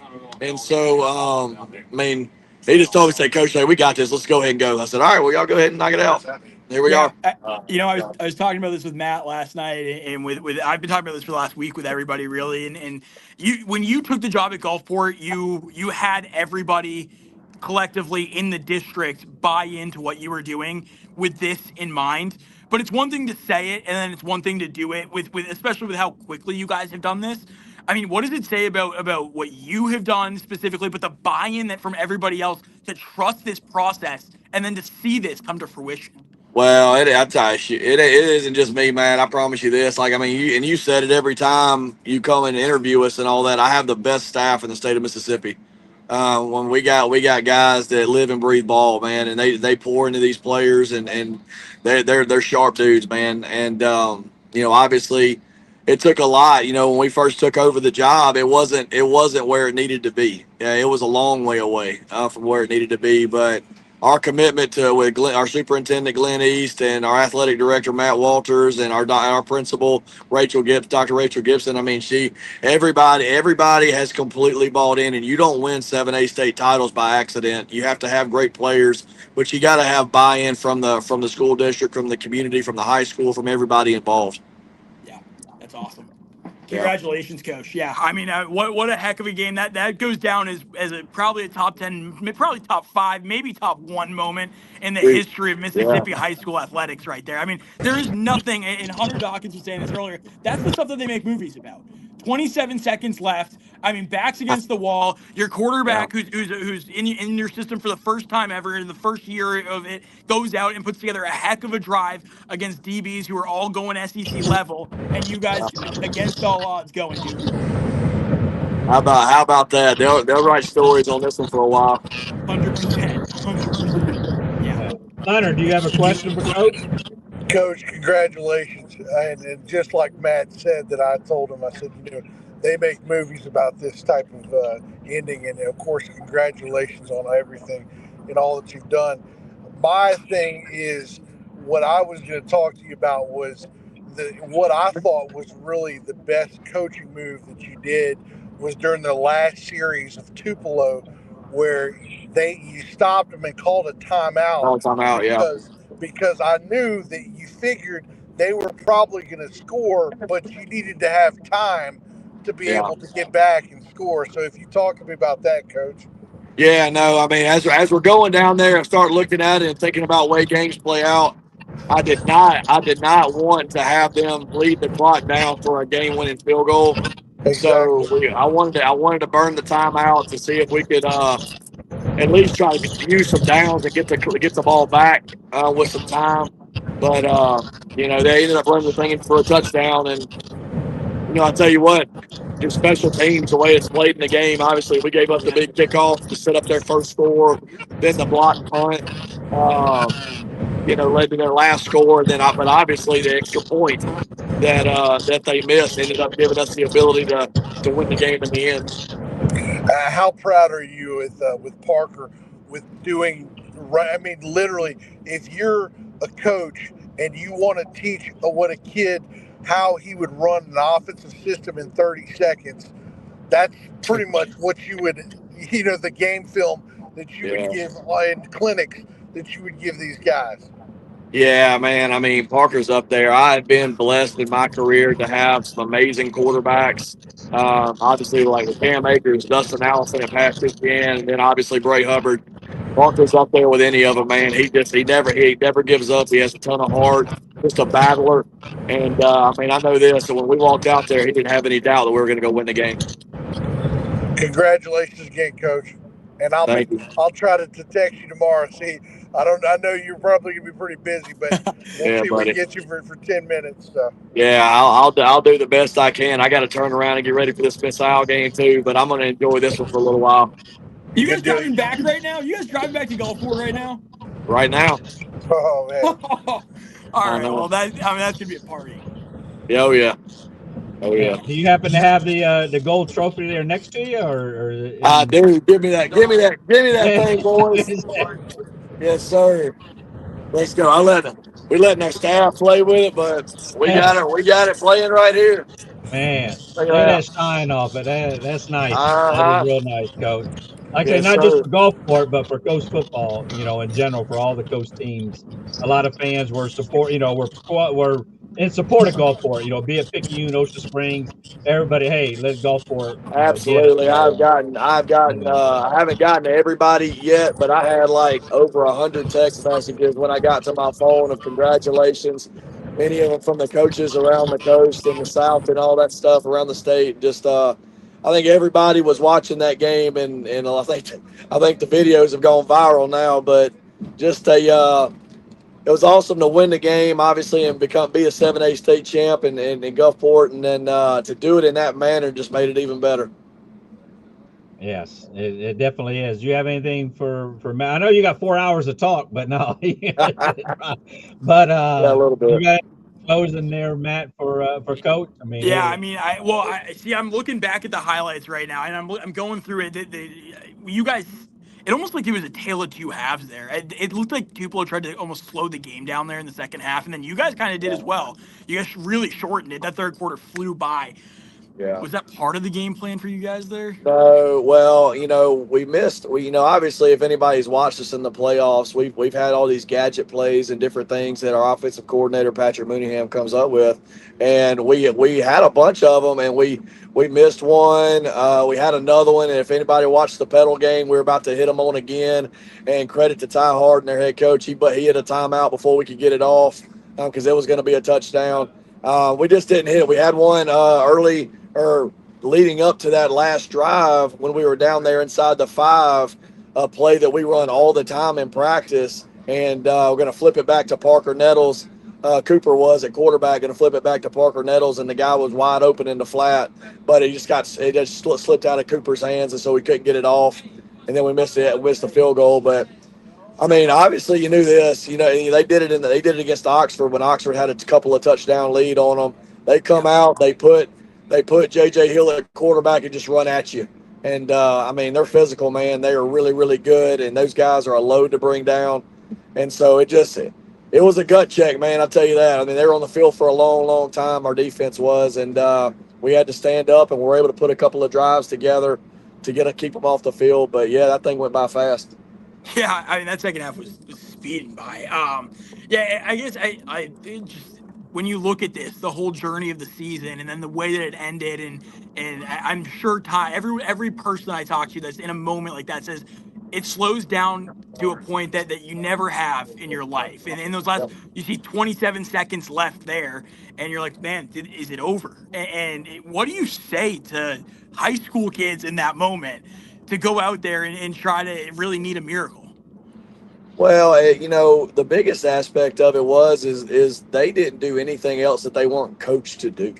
You know what I mean? Like, we say miracle and that kind of thing, and a Hail Mary, that's like one of the lowest. That's the lowest percentage play, there is, obviously, outside of an onside kick kind of thing. But, I thought our guys, I think this thing, I'll say it, wrap it up like this.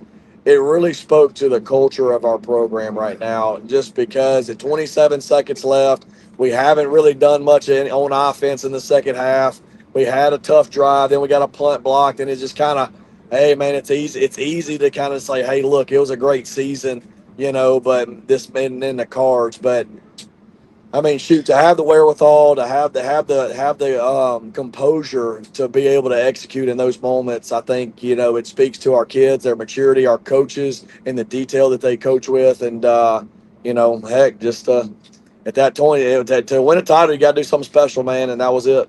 Appreciate it, Coach. Thank you.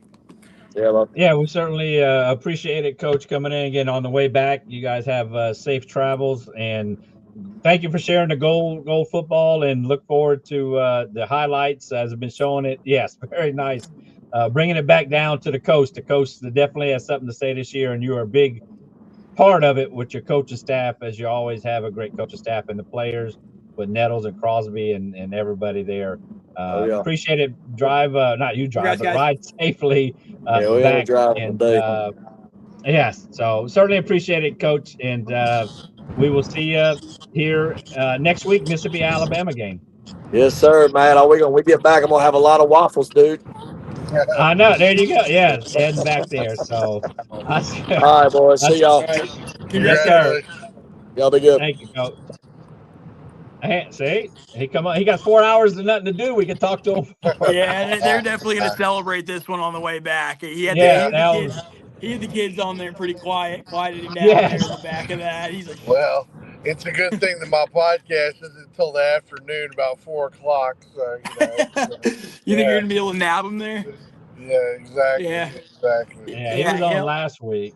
So it's great insight. I'm glad you could join us, Matt, because again, I ask him fan questions. You ask him the important questions. I didn't want to get too much in detail with him about the game because he's just celebrating. But yeah, you ask him the questions that needed to be asked. I find it fast. Like when you look at teams, and he mentioned it there, teams that are prepared, and he said these kids did nothing except what they were coached to do. And that is the sign of a team. And I always say it to them when I'm there is that staff that they have there is so bought into the system, and the players see that. The players react to that, and then they go deliver and execute that way. It is run like a college system. It is run like an NFL caliber system there, where every person knows how to quote unquote do their job, and they do. And as long as they're executing, that is the path to a state title. And they showed that today. And it's not by accident that they put themselves in the situation to win the football game, and they went and won the football game. Yes. And he did, like I said, Ocean Springs, he couldn't get over that hump. He brought him to South State. And then, of course, going to Gulfport and able to get over that hump there. I'll tell you this, too. The first 2 years, it's kind of like, when you're coaching a team, you got to have some confidence in the kids. The kids have to have confidence in you, and you have to have some confidence in what you do with kids too. And that, what he told you, Matt, about of running plays that we've already run that plays. The more confidence kids that have in what you're going to do, then it's easy to run plays like that in practice because. Then you get to have that residual effect,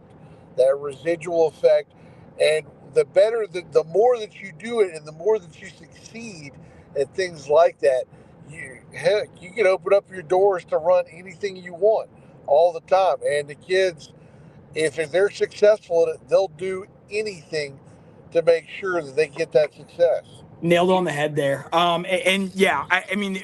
also.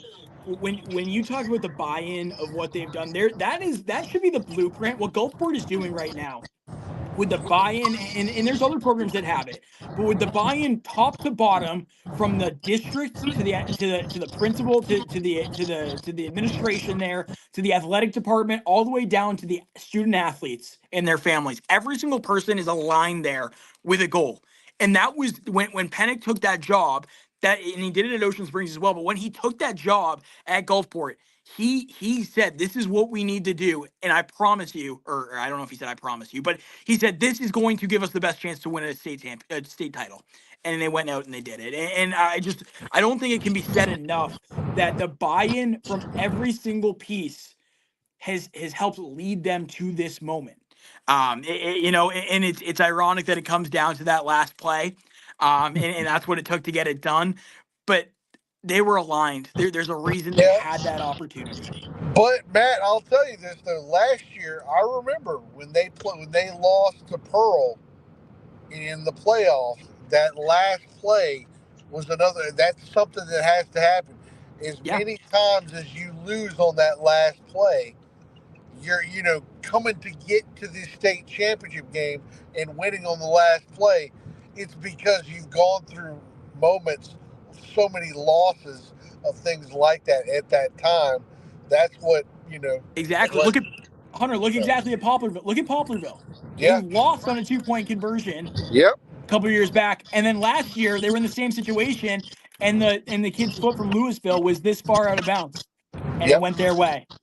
So sometimes you have to exercise the demons, and you have to do it in a freak way and in a way that you've lost before, and that's how you got to do it, and it just tells a great story. That's right. It definitely does. I know Melissa. I don't know if she's just showing up or not, but great question. Yeah, Gulfport did win on last second. As time ran out, 33 yards out past the end zone. It was deflected, and Gulfport caught it. They had to kick the extra point, and Platt come out and kicked it. They won 21-20. Gulfport did win the 7A state championship. The first in 7A for Coast team, and the first time since Moss Point won it in 2000 at the highest classification, which was 5A back then. So Coast was long overdue. I mean, you did have, like I say, last year Poplarville won, 4A. Picayune won back-to-back 6A. So now Gulfport takes it, and great to have Coach Pinnock there, like I say, on the way back from Starkville with the gold ball right there. You seen it, so it was great. I'm glad Matt from WLOX was able to join us and get the rebound. That's what it's called, the rebound. The rebound. I think that's what the play needs to be called forever. Yeah. The rebound in Stark Vegas. I mean, that's awesome. Yeah, see, you got your headline there. So whenever you get your videos out, surely, obviously we'll share it with the fans there. I'll pop them out in the morning. I'll kind of let this kind of sit for a second. I'll throw them out in the morning. Yes, certainly. So, like I said, we can stay on for hours. It's 12:30. Like I say, we waited 42 years, and then the way it ended with the TV out, and then the stream going out, and the way they won it. I mean, it's just that's how I feel on Friday nights, but it's just tenfold. When the games are all done on Friday night, it's like that's why I do the live stream, because I'm sure fans driving home, especially the winners. Hey, I want somebody to talk to about it. I want somebody that and so now here the state championship, man, it's a feeling there. So, but Hunter, I'm glad you can join us there as you're headed to Meridian, and then let me know about the podcast tomorrow, the regular time. You got it. Yes, sir. So, all right. Thank you, Hunter. Thank you, guys. You guys take care. Yes, be safe. Yep.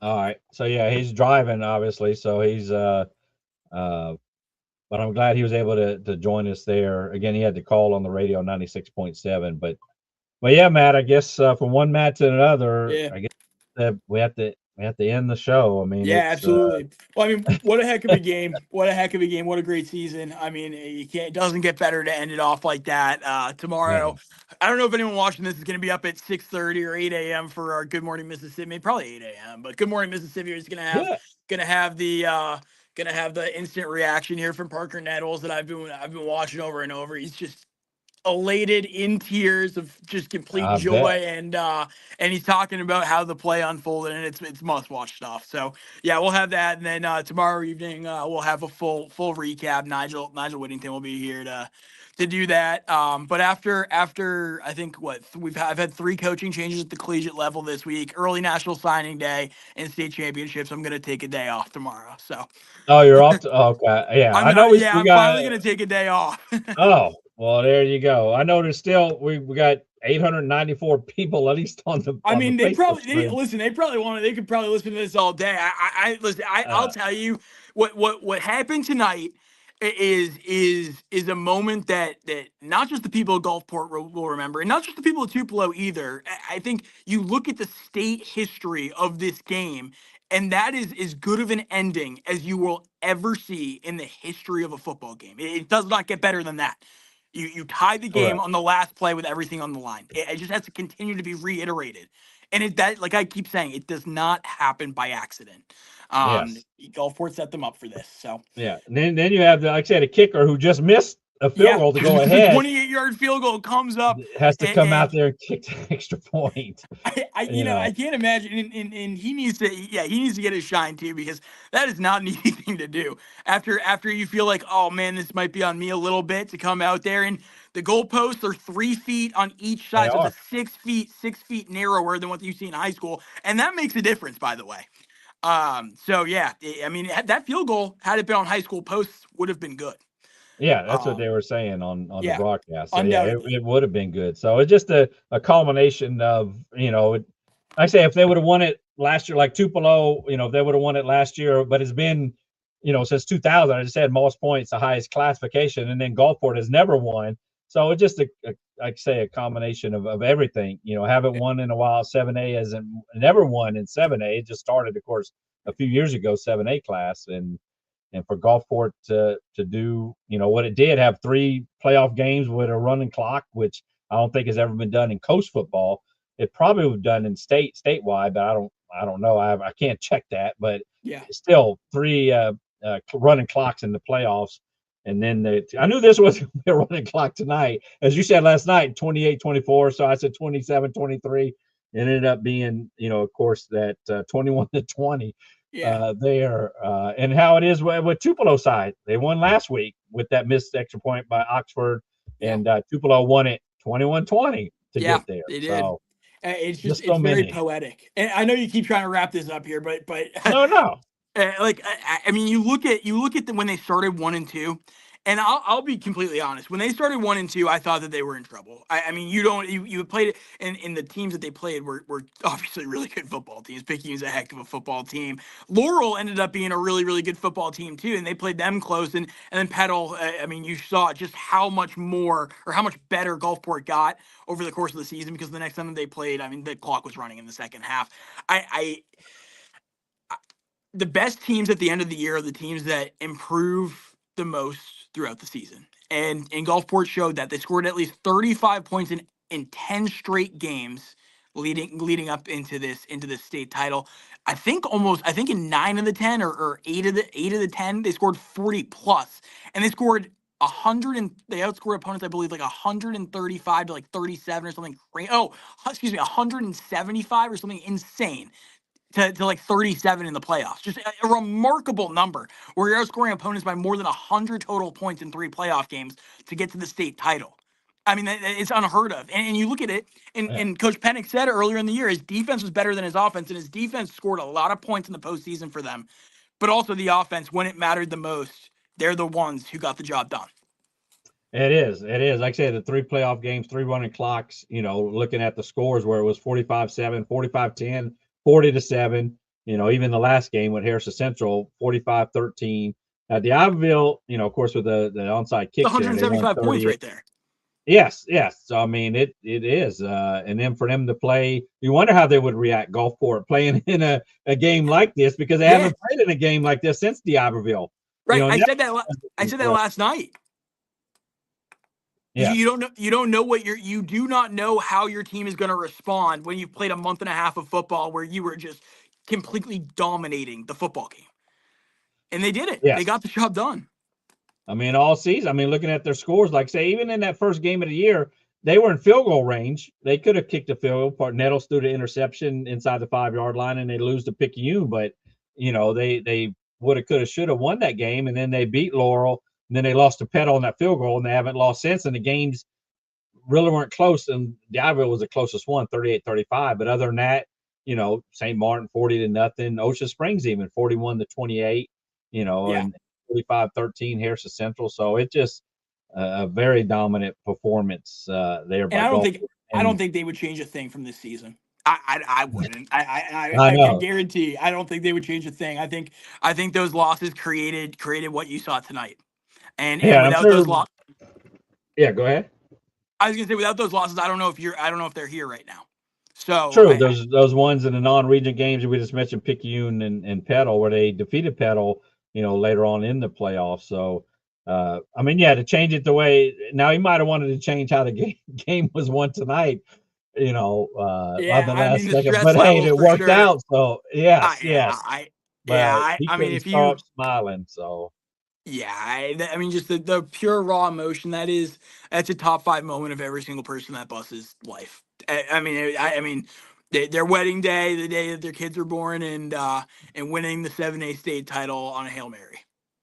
Yes, and like you say, I'm glad he was able to join us there on the way back from Starkville. That goal ball right next to him, and you couldn't see the players because it's dark bus, but you certainly could hear it. I'm sure he had to tell them, "Hey, I'm going on the live stream.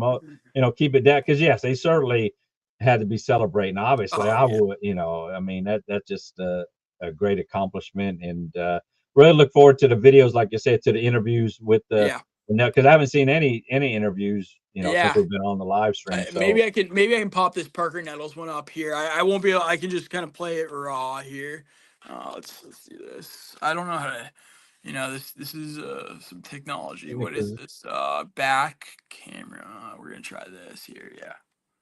Like every Wednesday and Thursday, just give them a chance. Give them a chance to go lay it up there. Give them a chance to go get it, and we got tipped and it worked out for us. It was a great moment. Great moment. Let's get to the Coach Penix here. Yeah, I mean, look at him. He's just in. I mean, look how happy. Practice here like every Wednesday. Yeah. Just give him a chance. Give him a chance to go lay it up there. Give him a chance to go get it, and we got tipped and it worked out for us. It was a great moment. Great moment. And then here's Coach Penix. Heck, we sit there and we're telling everybody probably saw me on the screen. We're telling our kickers, deep breath, snap, kick, hold. It's literally the very first thing we do in practice every single day. And they just looked at me, coach, said, "We got this. Let's go." So knocked in, kicked it through, and here we go, champions. And he had one more bite that I can bring up here. I don't know. I have not heard this bite yet. History there, and to send everything off the way that we did, and the whole thing about our run, the last 12 weeks of the season, and being big wins, right? Well, now it's only fitting and ironic to have the one at the last second to pull it out. Yeah, I mean, we just touched on that too. I mean, yeah, and I think it's backwards. I think it's going across backwards and flipped on the screen here. But this is our shot at it right here. So everybody looks like they're playing left-handed here, but right there. Yeah, man. Yeah, that's again great interviews, and thank you for sharing. Before it's actually put out there, but yeah. Then the extra point to add a little bit more pressure to that, and he come through with it and hosting the gold ball. Only 7 teams at the end of the season gets to host it, and golf was this year's coast team. So it is awesome, and the fans who are on X, I shared this through X and on YouTube, and of course Facebook. Over the 900 fans still up there at 10 till 1. Here at night on this end of the championship 3 days that they've had, and it ended with that. I mean, and we thought the other games were somewhat great, where Noxubee had a chance to get in, where Columbia scored with 15 seconds left in the game to win 6-0, and then Gulfport with no time on the clock throws it 33 yards is a line of scrimmage. He actually threw it from the 40-yard line, but like I say, it was set up perfectly, and yes, you can analyze it, which we have. Yeah, knock it down, and knock it down. And it fell right into the hand. And you said his name was Stubbs, Mylan, I would think. Mylan Stubbs. Here you go, man. That's unbelievable. They're getting him back next year too, by the way. Man, that's great. So, and I know they're celebrating it, but hey, we need to do it more often as far as the 7A. So, I mean, but it's so difficult for them to do, right? And you look at the amount of talent around the state, and this year specifically in these classes, to do the job just today, you had to beat 4 different players who are going to go play at the SEC. You have very sophomore and junior heavy defense that is playing against a guy who's going to go play at Mississippi State, right? And obviously you have your own guy, don't get me wrong, who's going to go play at Mississippi State, who's an elite weapon. But he's also going against defenders, two guys who are going to go to Ole Miss and a guy who's going to go to Florida, right? So, like, there's a little more of an even matchup there. And then you get the sophomores and the juniors, and Andre Peters, I think he's a senior on Gulfport there, who just completely led that defense. And you only let up 20 points to a team that had been scoring at the beginning of the year at will against really good football teams. Oh yeah, Tupelo, like I say, they're defending, champs. Yeah. So I mean, they, I know they squeaked by last week, but yeah, they're at the end. It was 49-0 Lewisburg and 42-19, and then even in the playoffs, 28-10 Starkville, 35-28, a little bit closer to Germantown, then 21-20. They beat Oxford, so I don't know. And they had it tonight, but until they didn't have it, so right. I mean, just how deflating is that on the other side when you come off the field and there's 27 seconds left? You're like, we just won the state title. It is. Yeah. I mean, it goes back to Milner Stadium. The last game. Hopefully, they'll get the stadium built, but technically, the last game at Milner Stadium, and just a matter of when they're going to have the parade. I'll just throw this out there right now. Obviously, they want that stadium built here, but I think that now that you've won this game, all the talk goes to, all right, we're defending state champs at this point. I mean, the stadium's going to come when it's going to come, guys. I think that this kind of helps silence like the timeline of the stadium maybe a little bit more here too. Yes. It's supposed to be on campus stadium there, but they will play at least a north-south game here in a couple of weeks. Bernard Blackwell, the All-Star game at Milner Stadium. And I mean, just remarkable. Of course, I'll share this live stream tomorrow for those who watching on the replay, but to have Coach Pinnock on there, of course, Hunter Dawkins, who called the game, HD Experience, and of course, the famous Matt from WLOX. I always pronounce your last name right, DiGregorio. Right? DiGregorio, it's about as tough as possible. You can just I don't, especially down in the south. I'm like, all right, it's okay. And I know you're from Boston, but certainly appreciate you joining. And again, I can stay on forever. I don't have to work tomorrow, and you're off. I'm off. My phone is at 4% here. There you go. You're fixing to pull a MHSAA and go off the air. Exactly right. Yeah, exactly. I know. I wonder how many people in the stream are like, I can't believe that this happened tonight. I'll tell you that's something that needs to be worked out in the contract next year. That they need to at least put a grace period in here, to like an hour grace period if some of these games run longer. Because seemingly the last 3-4 years, every year it seems like, but this continues to happen. It continues to be a problem there. Yeah. And when these games are coming down to the last seconds, I mean, that is. They did get it back on, and that's what I knew that they scored, because I looked at those 2020, and I'm looking at the live feed, and they're still lining up. They're still down. Yeah. So I knew. I mean, there's that 5-minute buffer where you figure out what's going on, and at that point it's too late. You missed the big play. Yes. Yeah, I mean, it's insane. I don't actually want to know the amount, because I'm looking at my email. My inbox are gonna have angry fans who were able to find my email and fire it off within about a 5-minute stretch. So I don't want to even know the amount of people who are screaming words that they probably would never repeat again. So there's probably some really frustrated people in there that were watching the game. Yeah, it's your fault. Your fault, Matt. It might be my fault. Yeah, it was not my fault. No, it wasn't. You helped by popping on, like say with the string. You helped. It's funny. I was getting. Our show ends right at 10:30 on the weekends, right? On the weekdays, it ends at 10:35, but right at 10:30. So I'm walking in there, and I had gotten off at 10:29, like 45 seconds. So there's like 15-second buffer. So I go in there. I'm trying to see what's going on, because I know that they're getting the football back with 27 seconds left. And then I look, and all of a sudden the screen goes completely dark, and our master control person, Scott Foy, he's in the back, and he goes, "Yep, happened again." And we'd been talking about it earlier, like what time do you think this game's gonna end in case this is gonna happen? And sure enough, it happened, and everything the system went dark, and there's nothing that anyone can do except for the MHSAA at that point, where they're like, call it, put it back on. Here's our checkbook. Let's figure this out, because it's getting aired through Alabama, Mississippi, and Louisiana at that point. Man, yeah, like I say, it happened during the games earlier where it went off for about 15, 20 seconds. It just went black. And that's what I was telling the people on TikTok and live stream said, oh, it does that. It'll come back on. And, and then I was like, what? And then I changed the channel. I said, the other channel was working. So it's not like my TV turned off.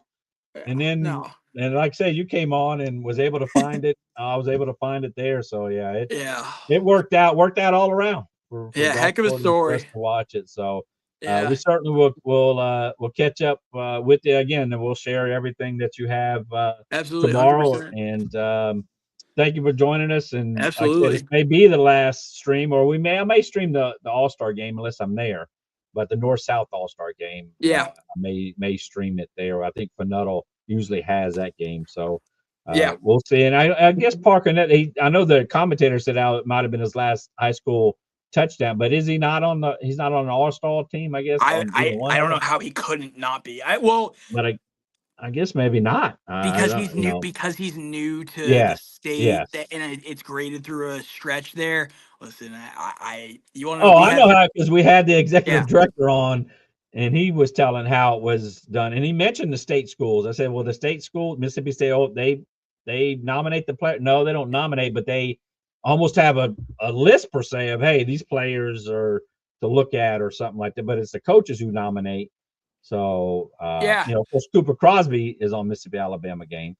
But Parker may not be. So. Yeah, I don't know. I mean, with this being his first year in Mississippi, I mean, he'll be playing up in Scuba next year, not too far down the road from Starkville. So he'll be up there with Trey Irving from Gaucher.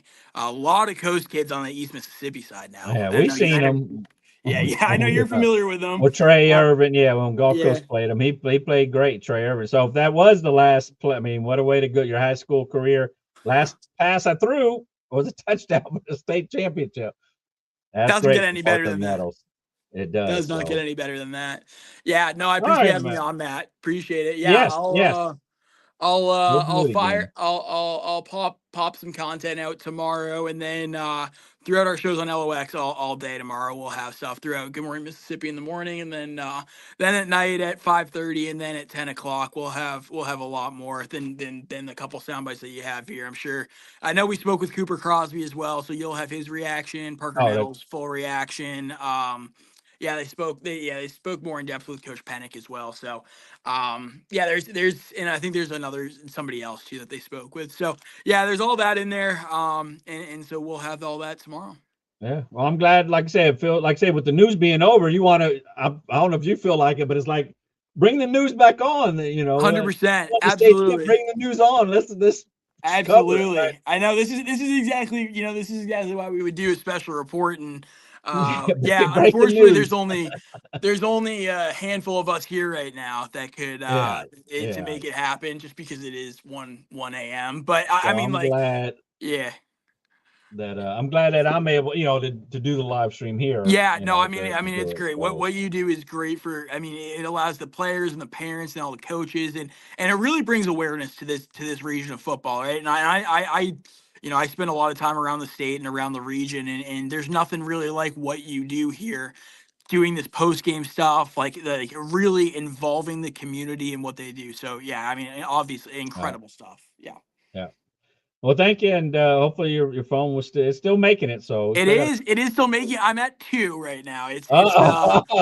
We're getting real close to the edge here, but no, thank you. 3 minutes till 1 o'clock. So 3 minutes until 1 o'clock here. Yeah, I feel like I should give you the last 3 minutes for final say stuff.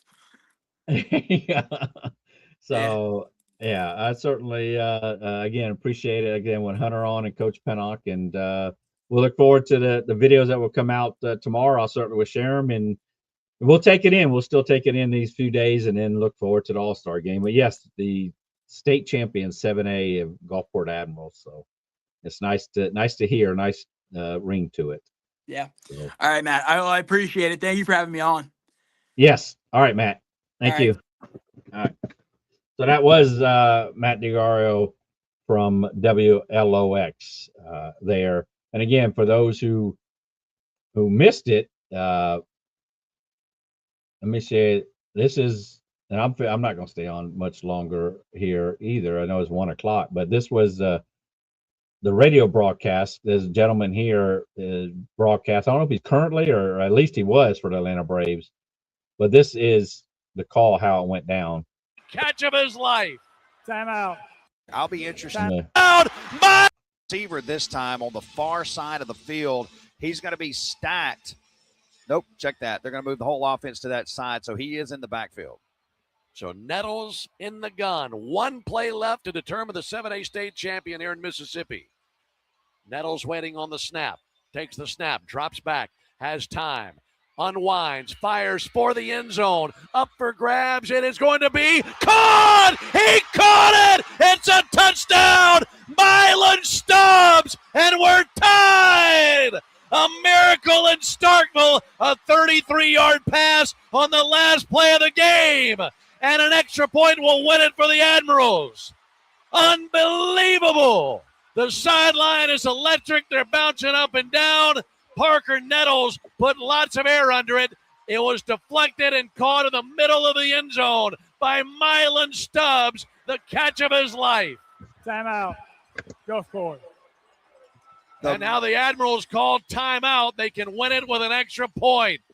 The miracle from Gulfport. Holy my. Brandon Davis, what in the world did we just see? I don't know. I was looking right at it. They threw the ball up, and it was tipped about the goal line, and instead of knocking it down, it was knocked up, and a Gulfport wide receiver was sitting there. I don't think he could believe it was about to fall into his arms. What a play we just witnessed here at Scott Field. The 33-yard heave by Parker Nettles on what could be the final pass of his high school career. Now the game is on the foot of Carter Platt. He missed a 28-yard field goal earlier. He can wash all that away with an extra point to win it right here. Carter Platt, right-footed kicker.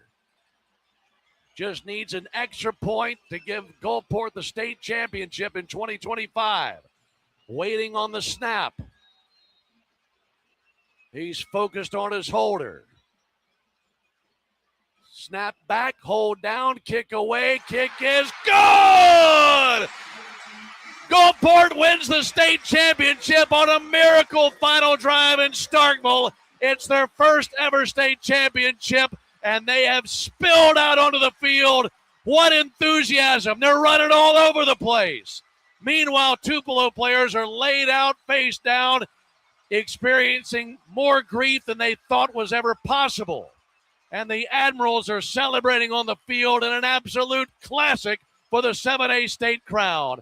Final score, Gulfport 21, Tupelo 20. The wave dethroned, and the Admirals are champions for the first time. Got Blake Penning with me. Coach, what just happened? Oh, my God. No, what a play. It was something we practice every single week. That's what we just told him right there. We do this all the time for a reason, and I have no words. That's a heck of a way to finish the 7A state title, isn't it? You are bringing a state championship to Gulfport. What does that mean to you and your community? Man, God is good right here. I don't really have any words right now coming off of that, but this city believed in us, believed in me when it came through here, and man, it makes it all worth it. Hey, I'm gonna let you celebrate. You are a state champion. How does that feel? Feels good to be number one, baby. Hey, get after it. Thank you. Oh, man. Blake Pennick, third-year head coach at Gulfport. His team just won the state championship. They're the first Mississippi Gulf Coast team to win the state title at the highest classification since Moss Point in 2000. And Jake, it took a miracle to pull it off. How about Parker Nettles? The 3 pass plays prior to that to set up to give them that shot. And then just, on a Hail Mary play like that, you got to have some luck. You got to be good and you got to be lucky. Gulfport was good tonight and they were lucky. I mean, this is just so much fun to take in. I mean, seeing that kind of emotion. Tupelo had shut out Gulfport in the second half, and Tupelo was able to score with 20 seconds left and get into the end zone to take a 6-point lead. They missed the extra point. And then they went 72 yards in 3 plays in 20 seconds. I mean, it had to be. If you did it again 10 times, Jake, I don't think they scored. I don't think they do either. I mean, it was perfect. It had to be perfect, not just the final play, but the plays leading up to it. And they picked up just enough yardage with each play. They had a couple of timeouts, used it, and then they got the tip and Mylan Stubbs with the catch of his life to win a state championship game. And then Carter Platt's extra point gave them the 1 point they needed to win this thing. Just mesmerizing here in Starkville, and what a great way to finish up what has been an amazing weekend here for State Title Weekend 20. Man, that was a great call there for the end of the game. We're also going to show you, or I'll show you the actual play for those who didn't see it. Let me see.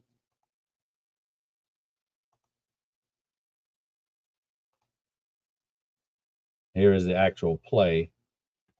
If I can.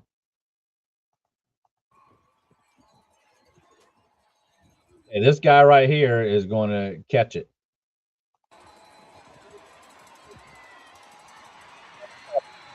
Diamond formation, as Matt had called it.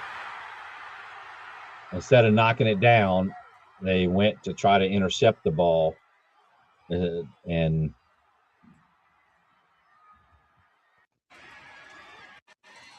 you can see he's the center point. He's going to come back here. This is the guy that's going to catch it.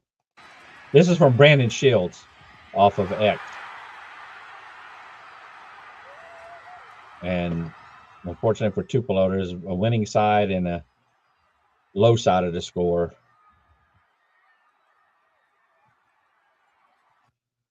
And then we're going to go over here to Michael Chavez, if I'm saying that right. If I got this stream okay. I was just making sure I had this stream up. I haven't heard this. Let me see. This is Cooper Crosby. Cooper Crosby, you're a state champion. What does that mean to you? I can't believe it. I mean, it's amazing. And, you know, I have no words, really. And for it to be in Davis-Wade Stadium, where I'll be playing college football, it's a storybook ending.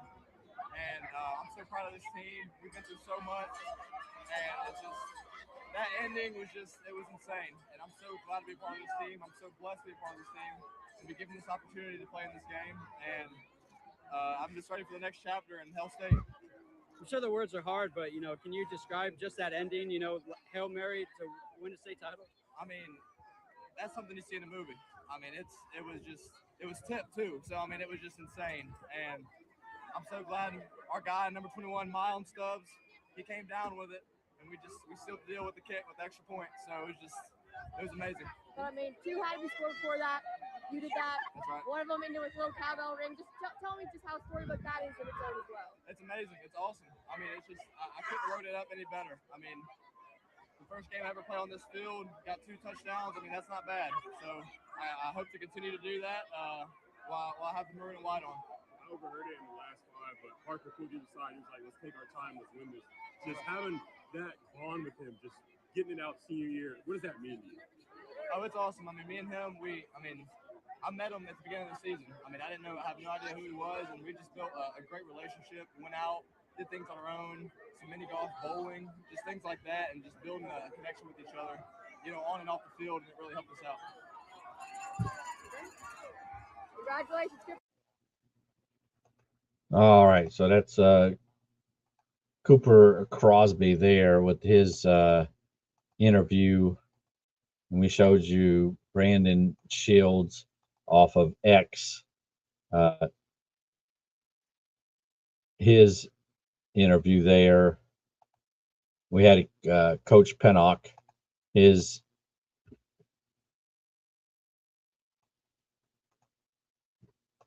so we're going to share this tab here. We're going to be signing off here soon, but this is the one I make it every year for the coach that wins, that Coach Beach last year. But this is Coach Pennock and Cooper Crosby and Nettles there in the back. And this was after they won the state championship game, one of his interviews. With a tear, I'm going to tell y'all, with a tear in my eye. This is the greatest moment in my life. When you walk around this world and you tell everybody you're number one, the only way you get to stay number one is to be number one. And this is the only title in the wrestling world that makes you number one. I'm going to tell you all. So that was that there. So again, appreciate everybody joining us. What a night it was for Gulfport. Again, they took the opening drive. Crosby scored 7-0. Tupelo came back, tied it at 7-7 after the first. Tupelo fumbled the ball. Cooper Crosby 54-yard touchdown after that to take the 14-7 halftime lead.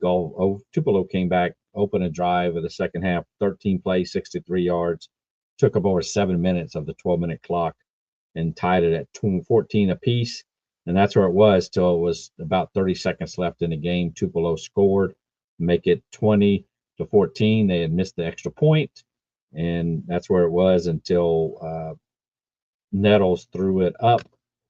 And we have watched several videos of that. Let me get that. Oh no, I didn't want that.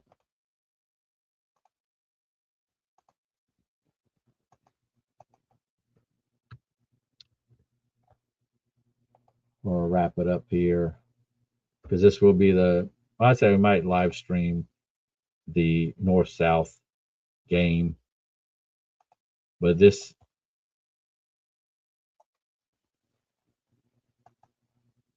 here is, let me bring this up.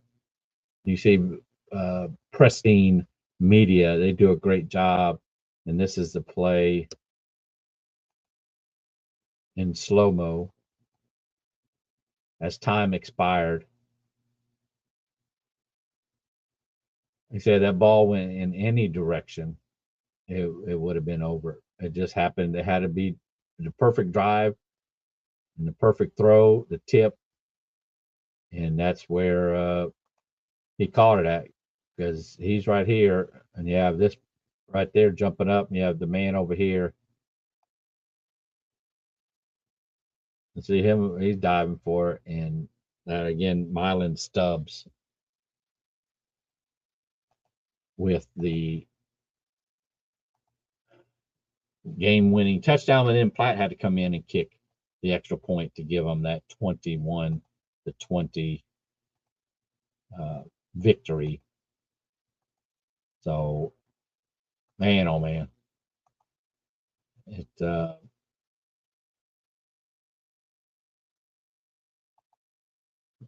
me see here.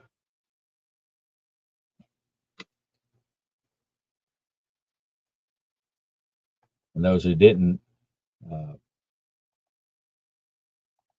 see the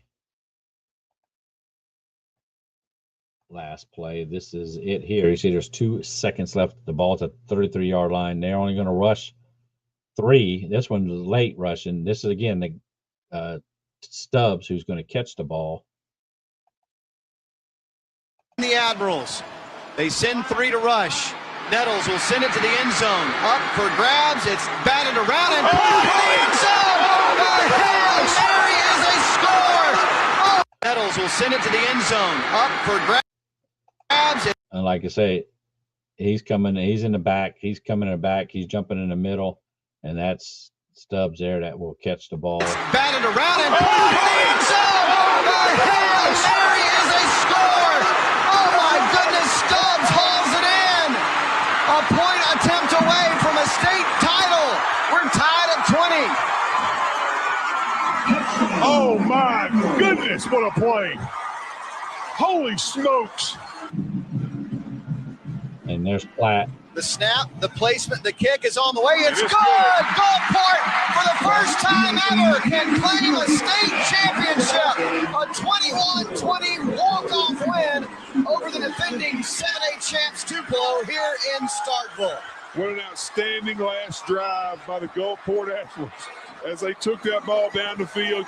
Good, great 2-minute drill execution by the Admirals as they took it down the field. And can't say enough, you know, Coach Pennick said before the game that it starts and ends offensively. 2-second. That's why. Last play for Nettles and the Admirals. They send 3 to rush. Nettles will send it to the end zone. Up for grabs. It's batted around and